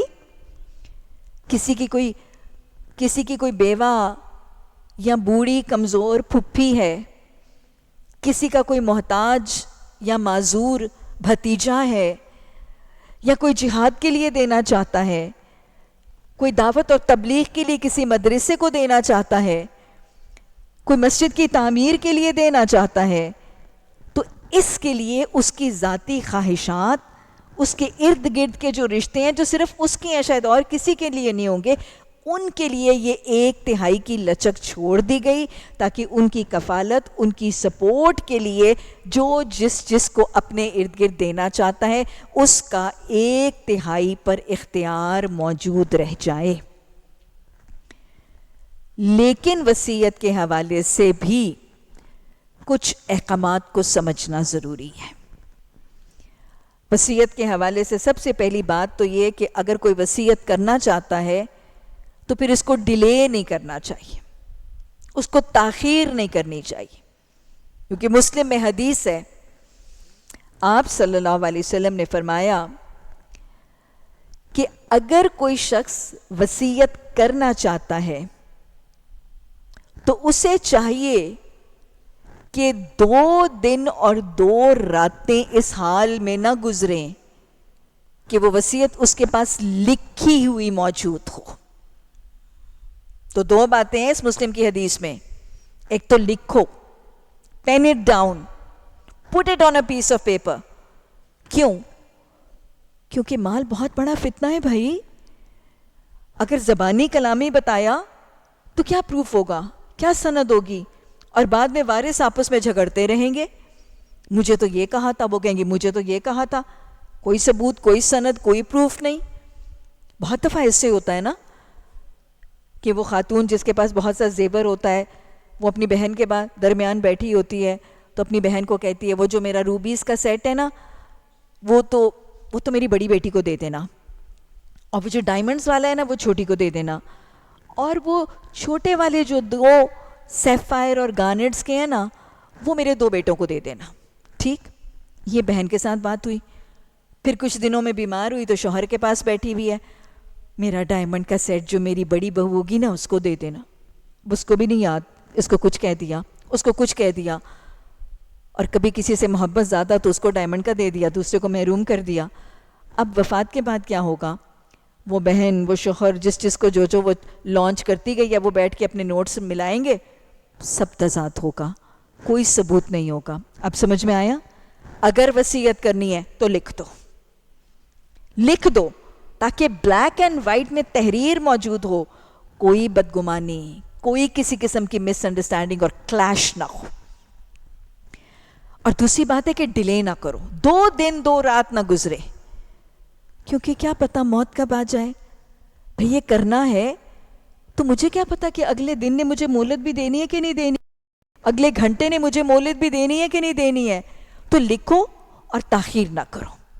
تو وصیت کے بارے میں ایک تو حدیث کی یہ تاکید, اور دوسری تاکید یہ ترمذی کی حدیث میں الفاظ ہیں. آپ صلی اللہ علیہ وسلم نے فرمایا کہ اللہ سبحانہ تعالیٰ نے ہر صاحب حق کا حق خود مقرر کر دیا ہے. کر دیا نا, ابھی آپ نے پڑھا والدین کا, اولاد کا, ازواج کا, اللہ نے خود مقرر کر دیا.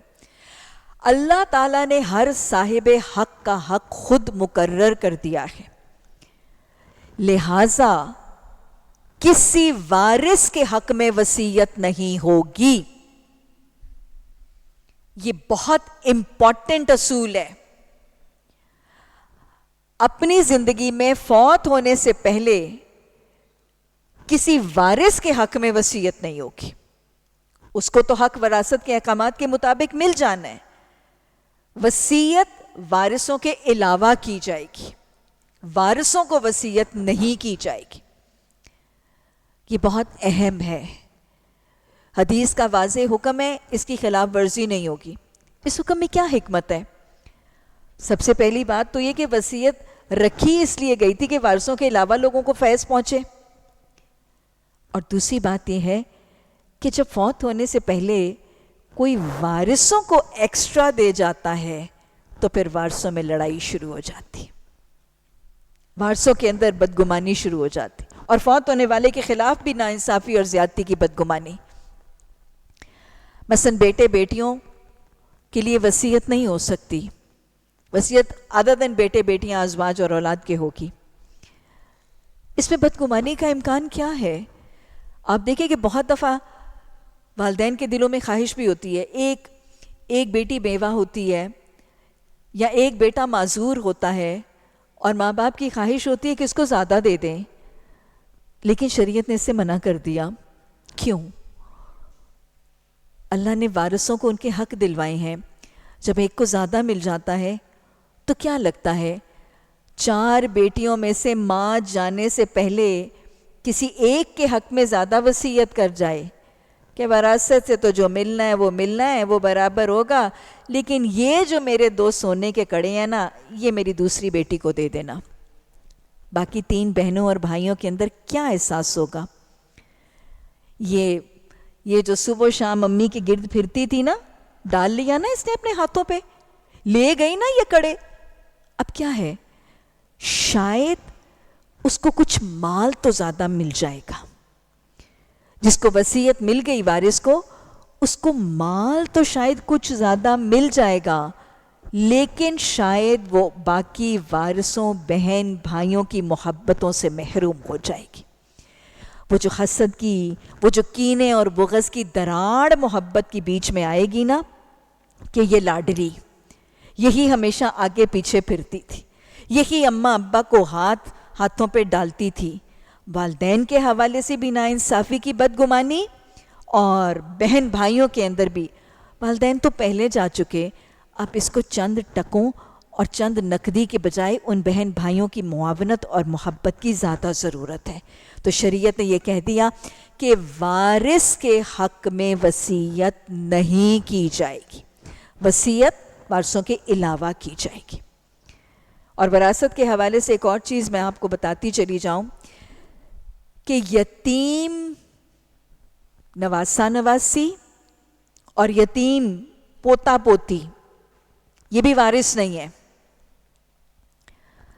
وہ بھی وارث نہیں ہے۔ بس اوقات لوگوں کو یہ تصور سمجھ میں نہیں آتا کہ یتیم پوتے پوتی کو دادا کی وراثت سے محروم کر دیا گیا، چچا پھپھیاں سب وراثت لے جائیں گے اور یہ یتیم جو ہے وہ محروم ہو جائے گا دادا کی وراثت سے، اس کو اپنے باپ کا حق نہیں ملے گا۔ نہیں ملے گا۔ کیوں نہیں ملے گا؟ بہت حکمت ہے۔ اگر اس کو اپنے باپ کا حق تقسیم ہو کے ملنا ہوتا تو شاید بٹوارے میں حصہ بہت تھوڑا ملتا۔ اللہ سبحانہ تعالیٰ نے اس کو وارث نہ بنا کے دادا کو یہ اختیار دے دیا ہے کہ وہ اپنی 1/3 وصیت میں سے اس کا حق ادا کر دے۔ تو اللہ سبحانہ تعالیٰ ہمیں شریعت کی احکامات کو، اس کی حکمتوں کو گہرائی سے سمجھنے کی توفیق عطا فرمائے۔ اللہ سبحانہ تعالیٰ نے فرمایا بعد اس کے کہ وصیت پوری کر دی جائے اور قرض ادا کر دیا جائے، یہ حکم ہے اللہ کی طرف سے، اللہ دانا بینا اور نرم خو ہے۔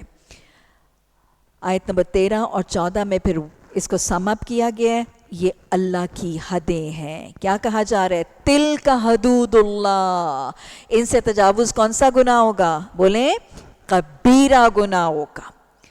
وراثت کے یہ احکامات میں جب کمی ہوگی، کوئی تحقیق ہوگی، ماں کو نہیں دیا، بہن کو نہیں دیا، بیٹی کو نہیں دیا، تو پھر وہ حدود اللہ سے تجاوز ہوگا، کبیرہ گناہ ہوگا۔ جو اللہ اور اللہ کے رسول صلی اللہ علیہ وسلم کی اطاعت کرے گا، اسے اللہ ایسے باغوں میں داخل کرے گا جن کے نیچے نہریں بہتی ہوں گی، ان باغوں میں وہ ہمیشہ رکھے گا۔ یہی بڑی کامیابی ہے۔ اور جو اللہ اور اللہ کے رسول صلی اللہ علیہ وسلم کی نافرمانی کرے گا، اس کی مقرر کردہ حدوں سے تجاوز کرے گا، اسے اللہ آگ میں ڈالے گا جس میں وہ ہمیشہ رہے گا اور اس کے لیے رسوا کن سزا ہے. گویا آگ میں ڈالنے کی وعید، جہنم کی وعید بھی جب آ جاتی ہے تو وہ کون سا گناہ ہوتا ہے؟ وہ بھی کبیرہ گناہ. گویا وراثت کے احکامات کو ایکسپلین کرنے کے بعد، ڈیٹیل سے بتانے کے بعد، اللہ نے ایک بار نہیں 2 دفعہ اس کے کبیرہ گناہ ہونے کو ہائی لائٹ کر دیا ہے. اللہ اس کبیرہ گناہ کی حقیقت کو سمجھنے کی توفیق عطا فرمائے. اب وراثت کی تقسیم کا طریقہ مختصراً اگر میں آپ کو سٹیپس بتا دوں کہ وراثت کی تقسیم کیسے ہوتی ہے اور سٹیپس کیا ہوگے. ایک شخص فوت ہو گیا، آپ نے حصے تو سب سن لیے، آپ نے ترکے تو سب سن لیے، لیکن آرڈر کیا ہوگا؟ آپ ورک آؤٹ کرنا کیسے سیکھیں گے؟ ایک شخص مال متروکہ چھوڑتا ہے، سب سے پہلے قرض ادا ہوگا. ٹوٹل مال میں سے اگر اس کا قرض ہے تو وہ قرض دیا جائے گا. پھر جو وصیت اگر ذرا رساں نہیں ہے، 1/3 کے اندر ہے، تو پہلے اس کی وصیت نکال دی جائے گی. ہاں اگر صدقہ خیرات کرنا ہے تو صدقہ خیرات کیا جائے گا، قرض ادا کیا جائے گا، اور پھر تیسری چیز اس کی وصیت، جائز وصیت پوری کی جائے گی.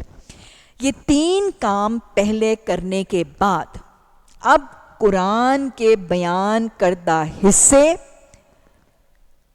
یا ترکے یا فریکشنز ادا کیے جائیں گے. ادا کرنے کا طریقہ یا سٹیپس کیا ہوں گے؟ 2 حالتیں ہیں. اگر فوت ہونے والے شخص کا بیٹا یا بیٹے ہیں اور دوسرے اگر نرینہ اولاد یا بیٹے نہیں ہیں، دونوں کا طریقہ ذرا سا فرق ہوگا. طریقے میں صرف ترتیب کا فرق ہوگا.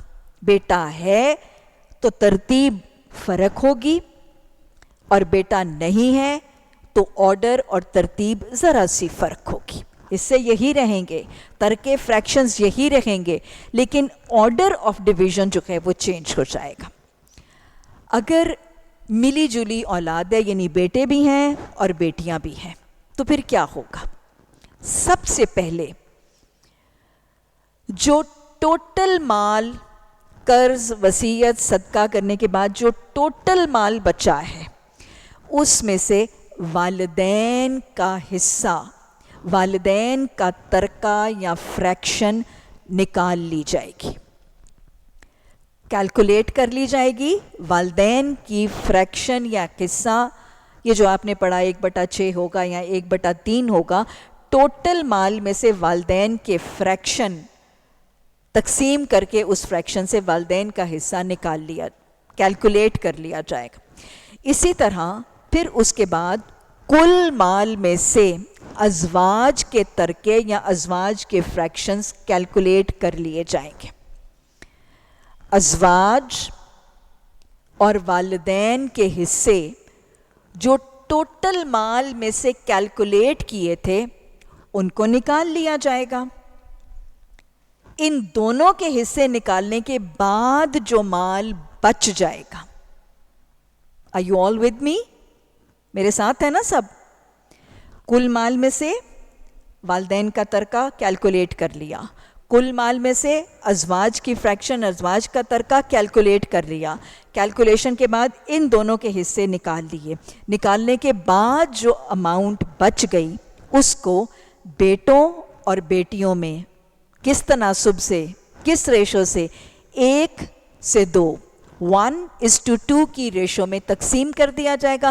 بیٹوں کو دورہ دیں گے، بیٹی کو کیرا دیں گے. وہی جو میں نے آپ کو مثال دی، 50,000 تھا، 2 بیٹے تھے، 1 بیٹی تھی، 20 ہزار بیٹوں کو اور 10,000 بیٹی کو، کیونکہ باقی سارے حصے دینے کے بعد بچا کیا تھا؟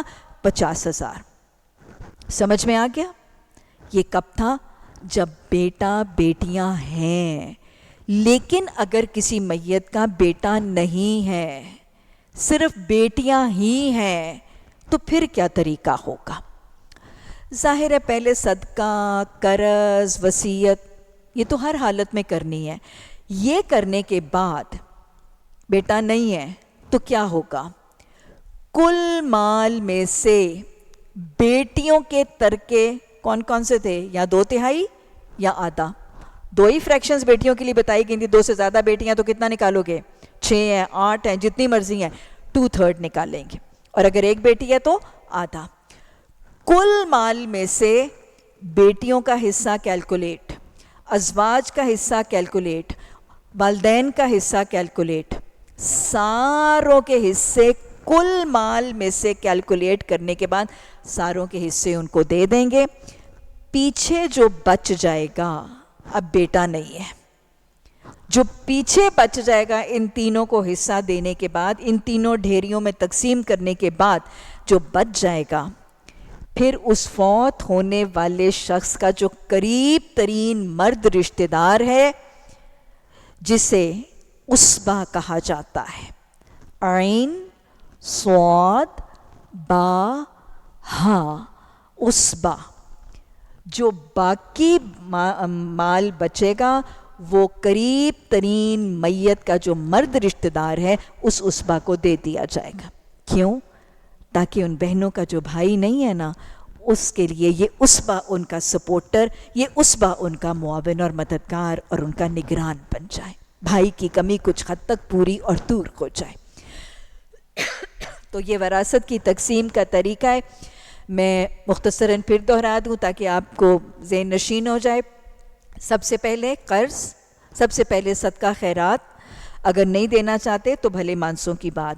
اس کے بعد قرض کے بعد وصیت، 1/3 مال کی وصیت ادا کر دی جائے گی.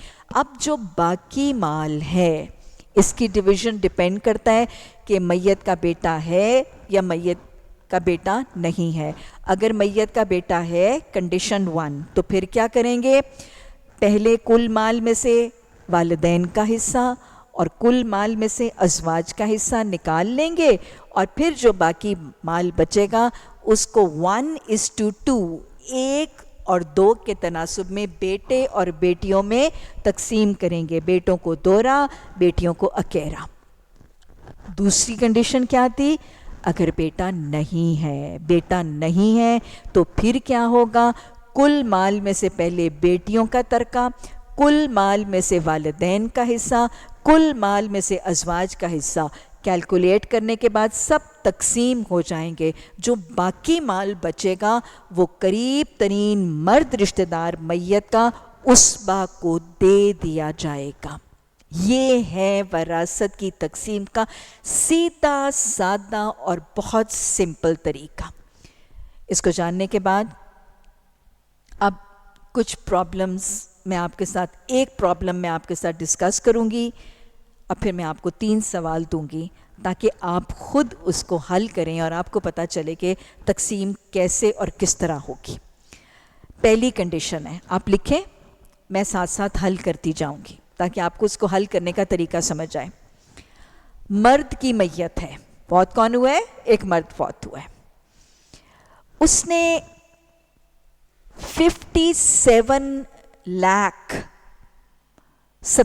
لاکھ روپے پیچھے چھوڑے ہیں. اب کیا ہے؟ اس پر 2 لاکھ کا قرض تھا، 7 لاکھ کی اس نے وصیت کی تھی. اس کے رشتے کون کون سے ہیں؟ ایک اس کی ماں ہے، ایک اس کی بیوی ہے، اور 2 اس کی بیٹیاں ہیں. اب بتائیں، سمجھ آئی بات؟ 57 لاکھ مرد کی میت، 2 لاکھ کا قرض، 7 لاکھ کی وصیت. وارث کون کون ہے؟ ایک ماں، ایک بیوی اور 2 بیٹیاں. اب ورک آؤٹ کریں. سب سے پہلے کیا نکالیں گے؟ قرض نکال دیا، 55 لاکھ رہ گیا. ایسے ہی ہے نا؟ 7 لاکھ اور وصیت کے نکال دیجئے. اس نے وصیت کی تھی کسی مدرسے کو دے دیں، جہاد کو دے دیں، یہ میری پھپھی کو دے دیں، یہ میرے بھانجے کو دے دیں. کوئی اس نے وصیت کی 7 لاکھ کی، وہ کل میں سے نکال دیں. کتنا بچ گیا؟ 48 لاکھ. 48 لاکھ بچا نا. حساب کتاب کمزور ہے آپ کا. جس کا حساب کتاب جمع تفریق تقسیم کمزور ہوگی نا، اس کے لیے کام مشکل ہو جائے گا. جس کا حساب کتاب ذرا تیز ہے نا، میتھمیٹکس اچھی ہے، بلکہ ارتھمیٹک اچھی ہے، وہ اچھا کام کر لے گا. اچھا 48 لاکھ بچ گیا. ماں کا حق کتنا ہے؟ 1/6. نکالیں کتنا ہوتا ہے؟ 48 لاکھ کا 1/6. ضرب کریں 48 کو 1/6 سے. 8 لاکھ. 8 لاکھ بنتا ہے. سمجھ آئی؟ اچھا، بیوی کا حق کتنا ہوتا ہے جب بچے ہوں؟ تو 1/8. یہ لکھے ہوئے آپ کے کاغذوں پر، وہاں سے دیکھ کے آپ کریں گی. آپ کے ہاتھوں میں آ گئی ہیں وہ لسٹ. آن لائن والوں کے انشاءاللہ PDF آ جائیں گی. بیوی کا 1/8 کتنا بنے گا؟ 6 لاکھ. سبحان اللہ، ذرا غور کریں. ہاں، حدیث کی تصدیق ہو گئی نا. حق کس کا زیادہ ہے؟ ارے مرنے کے بعد بھی مال پر حق زیادہ کس کا ہے؟ ماں کا زیادہ ہے. بیوی سے زیادہ حق ماں کا ہے. یہی تھی نا حدیث. حضرت عائشہ نے کیا فرمایا تھا؟ حق زیادہ ماں کا ہے اور قرب زیادہ بیوی کا ہے. تو وہ تو وصیت کے مال پر بھی ماں کا حق بیوی سے زیادہ ہے. یہ مجھے اور آپ کو سمجھنا ہے. جب بیویاں بن جائیں تو ساسوں کے حق کو تسلیم کرنا اور دینا سیکھنا ہے. اللہ ہمیں دلوں کی تنگیوں اور کشادگیوں سے بچائے. شیئرنگ آسان تب ہو جاتی ہے جب ہم حقوق کو اپنی اپنی جگہ پہ رکھنا سمجھ جائیں. بہرحال 2 بیٹیوں کا حق کتنا ہوگا؟ اب 48 کو آپ نے ضرب دینا ہے 2/3 سے. 2/3 سے تقسیم کریں گے نا. 2/3 کتنا بن جائے گا؟ 32 لاکھ. 32 لاکھ. ایک ایک بیٹی کو کتنا کتنا ملے گا؟ 16 دونوں کو دے دیں. اب سمجھ آ گئی بات کی؟ 2 لاکھ قرض میں چلا گیا، 7 لاکھ وصیت میں چلا گیا، 48 لاکھ بچ گیا. 1/6 8 لاکھ ماں کو دے دیا. 1/8 6 لاکھ ماں بیوی کو دے دیا. 2/3 16 لاکھ بیٹیوں کو دے دیا. بچ گیا پیچھے سے کتنا؟ 2 لاکھ.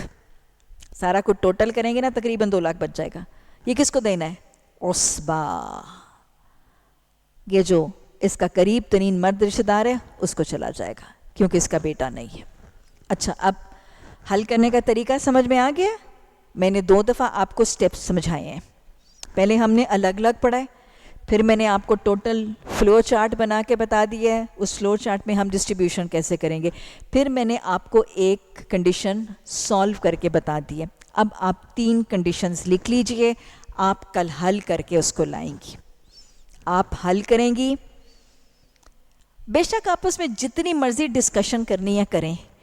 آپس میں ڈسکشنز کریں. یہ جو کاغذ آپ کو مل گیا اس کو کنسلٹ کریں. اوپن بک آپ اس کو سالو کریں. آپ سالو کر کے اپنی کاپیز پہ کل لائیں گی. میں آپ کو ان کے حل بتاؤں گی. آپ سیلف چیکنگ کر لیجئے گا. ٹھیک ہے؟ آپ اپنا چیک کیجئے گا کہ یہ اتنا بتا رہی ہیں میں نے ٹھیک کیا کہ نہیں. آپ کو پتہ چل جائے گا کہ آپ کو بات سمجھ میں آئی ہے کہ نہیں آئی. ٹھیک جناب؟ چلیں جناب لکھیں. ایک خاتون کی میت ہے. آسان سمپل پلس مائنس ملٹیپلیکیشن آسان دے رہی ہوں میں. اس نے 96 لاکھ 96 لاکھ روپیز اس نے چھوڑے ہیں خاتون نے. اس کا ایک باپ ہے، ایک شوہر ہے، اور ان کو حصے دینے کے بعد بچوں نے 2 لاکھ جو ہے نا وہ صدقہ خیرات بھی کر دیا. باپ اور شوہر کا حق دینے کے بعد بچوں نے سوچا کہ ہم اپنی والدہ کے لیے 2 لاکھ کا صدقہ کر دیں. بچے کتنے ہیں؟ 2 بیٹے ہیں 2 بیٹیاں ہیں. اب آپ نے بتانا ہے کہ کس کس کو کتنا کتنا ملے گا. ٹھیک ہو گیا؟ چلیں جناب ایک اور سوال. ایک مرد ہے وہ فوت ہوتا ہے. مرد فوت ہو رہا ہے اور یہ 79,000 چھوڑ کے جا رہا ہے. پچھلوں کو بھی لاکھ نہ کریں، ان کو بھی بے شک 1000 کر لیجئے اگر آپ آسان ہے. 96,000 کر لیجئے. آپ کے لیے لاکھ میں کیلکولیٹ کرنا مشکل ہو جائے گا. ہاں اس کو کیا کر لیجئے. ویسے تو خیر لاکھ بھی مشکل نہیں ہے. 00 مت ڈالیے گا نا، صرف 96 کے ساتھ کیلکولیٹ کر لیجئے گا. 79,000 چھوڑ کے جا رہے. اس پر 2000 کا قرض ہے. اس نے 5,000 کی وصیت کی ہے. ایک ماں، ایک باپ، ایک بیوی، 2 بیٹے اور 2 بیٹیاں. اب آپ نے ڈیوائیڈ کرنا ہے کیسے ہوگا. پھر ریپیٹ کر رہی ہوں، 79,000، 2,000 قرض، 5,000 وصیت، ماں، باپ، بیوی، 2 بیٹے، 2 بیٹیاں. اب پتہ ہے نا کیا کریں گے؟ قرض دیں گے، وصیت دیں گے. پہلے ماں باپ کا کل مال میں سے نکالیں گے، پھر بیوی کا کل مال میں سے نکالیں گے، اور پھر ماں باپ کا ایڈ کر کے مائنس کر دیں گے ٹوٹل مال میں سے. جو باقی بچے گا وہ کس کو ڈیوائیڈ کریں گے؟ بیٹوں اور بیٹیوں کو. کس ریشو میں، کس تناسب میں؟ بیٹیوں کو اکیرا، بیٹوں کو دورا. انہوں نے بھی ویسے صدقہ کیا 3,000 کا بچوں نے تقسیم سے پہلے. اچھا، ایک عورت کی میت ہے، ان کا صدقہ لکھ لیا بچوں نے 3,000 کا جو کیا، وہ منشن کر دیجئے گا. عورت 60,000 چھوڑ کے گئی، 10,000 کا قرض، 2,000 کی وصیت، ایک ماں، ایک شوہر، ایک بیٹی. اسبا کے حوالے سے تصور کہ اسبا امام مالک اور امام احمد بن حنبل، ان کی رائے کے مطابق والد کی طرف سے جو رشتہ دار ہیں، ددیالی رشتہ دار، صرف وہی اسبا بنتے ہیں. لیکن امام ابو حنیفہ کی رائے کے مطابق ننیالی رشتوں میں بھی اسبا ہو سکتا ہے.